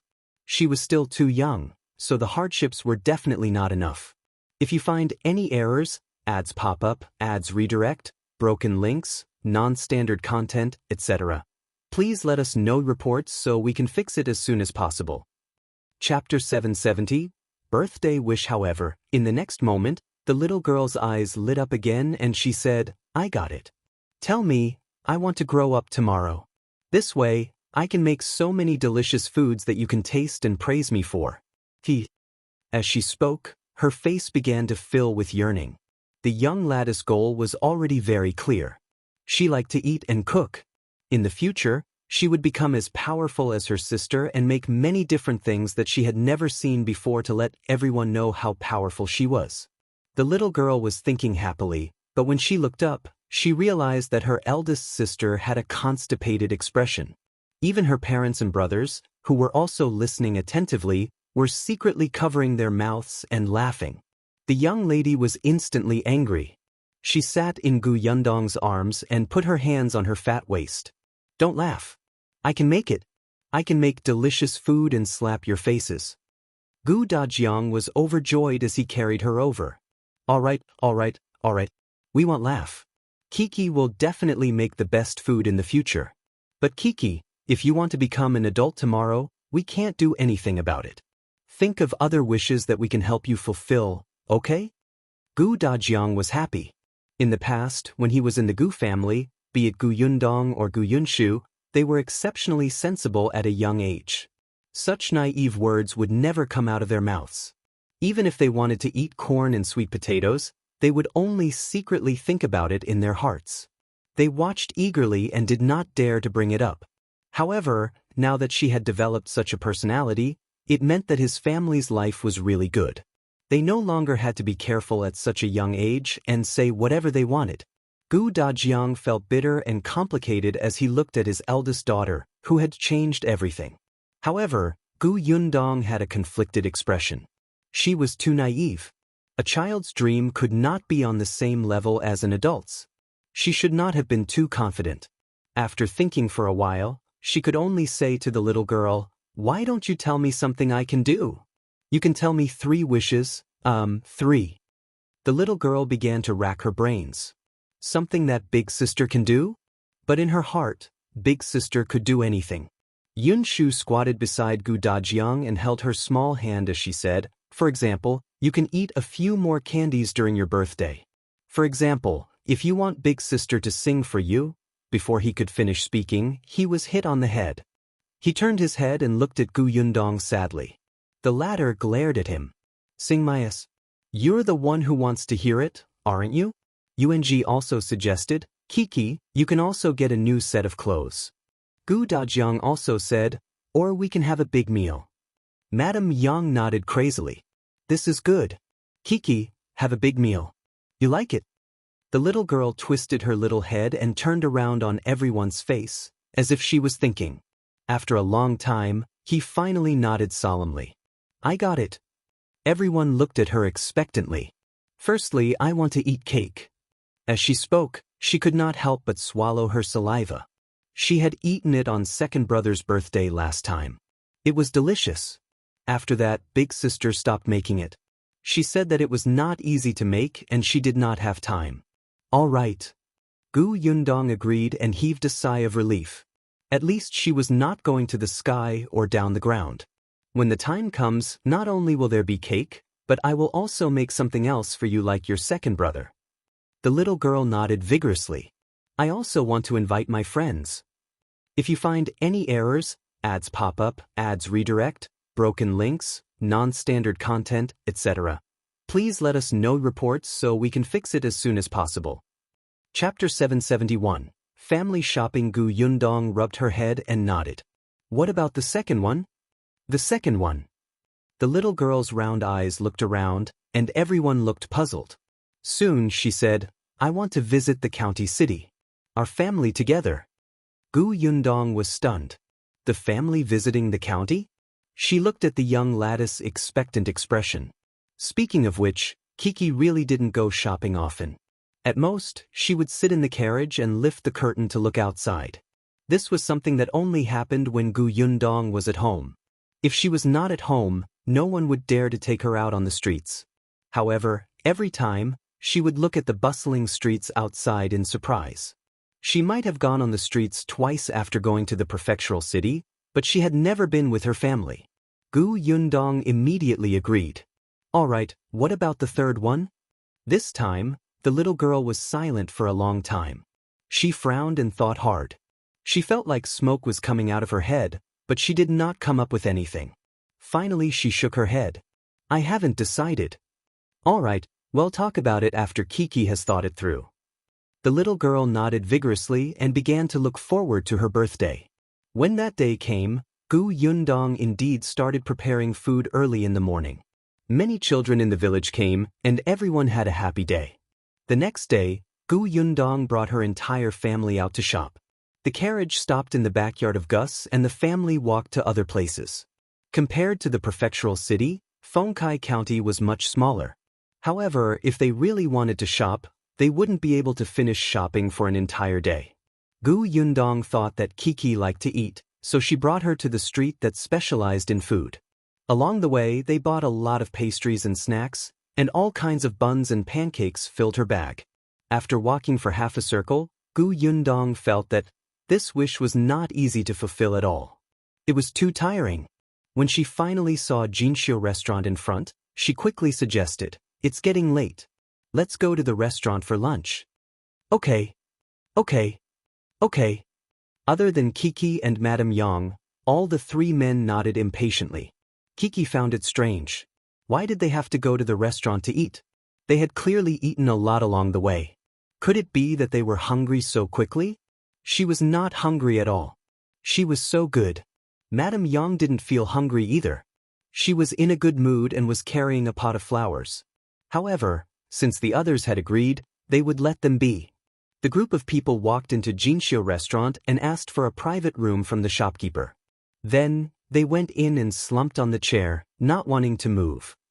Yundong ordered a few dishes and let everyone eat slowly. Anyway, she knew that they could not eat much now. The most important thing was to rest.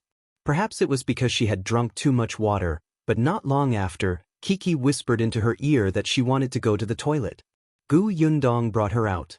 The outhouse was in the backyard. The two of them slowly went downstairs. It was almost time to eat, and the waiter began to get busy. After a while, when they returned, more than half of the people in the hall were already seated. Yundong carried Kiki upstairs.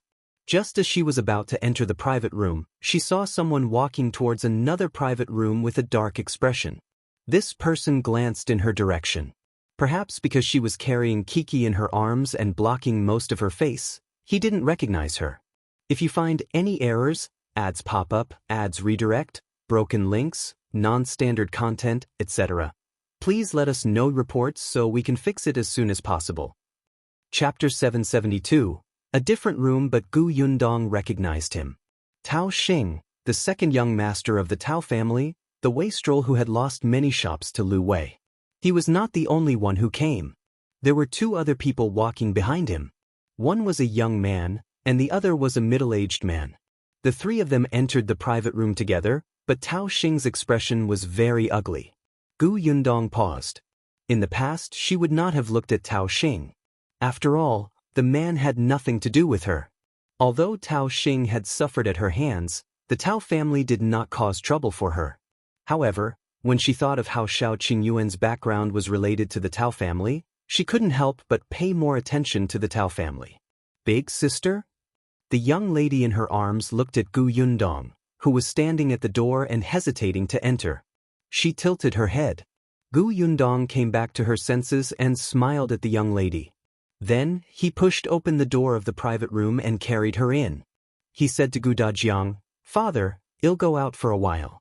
You guys rest first." Dajiang nodded and didn't ask further. He knew that his daughter was busy. Yundong went out again and looked at the private room that Tao Xing had entered.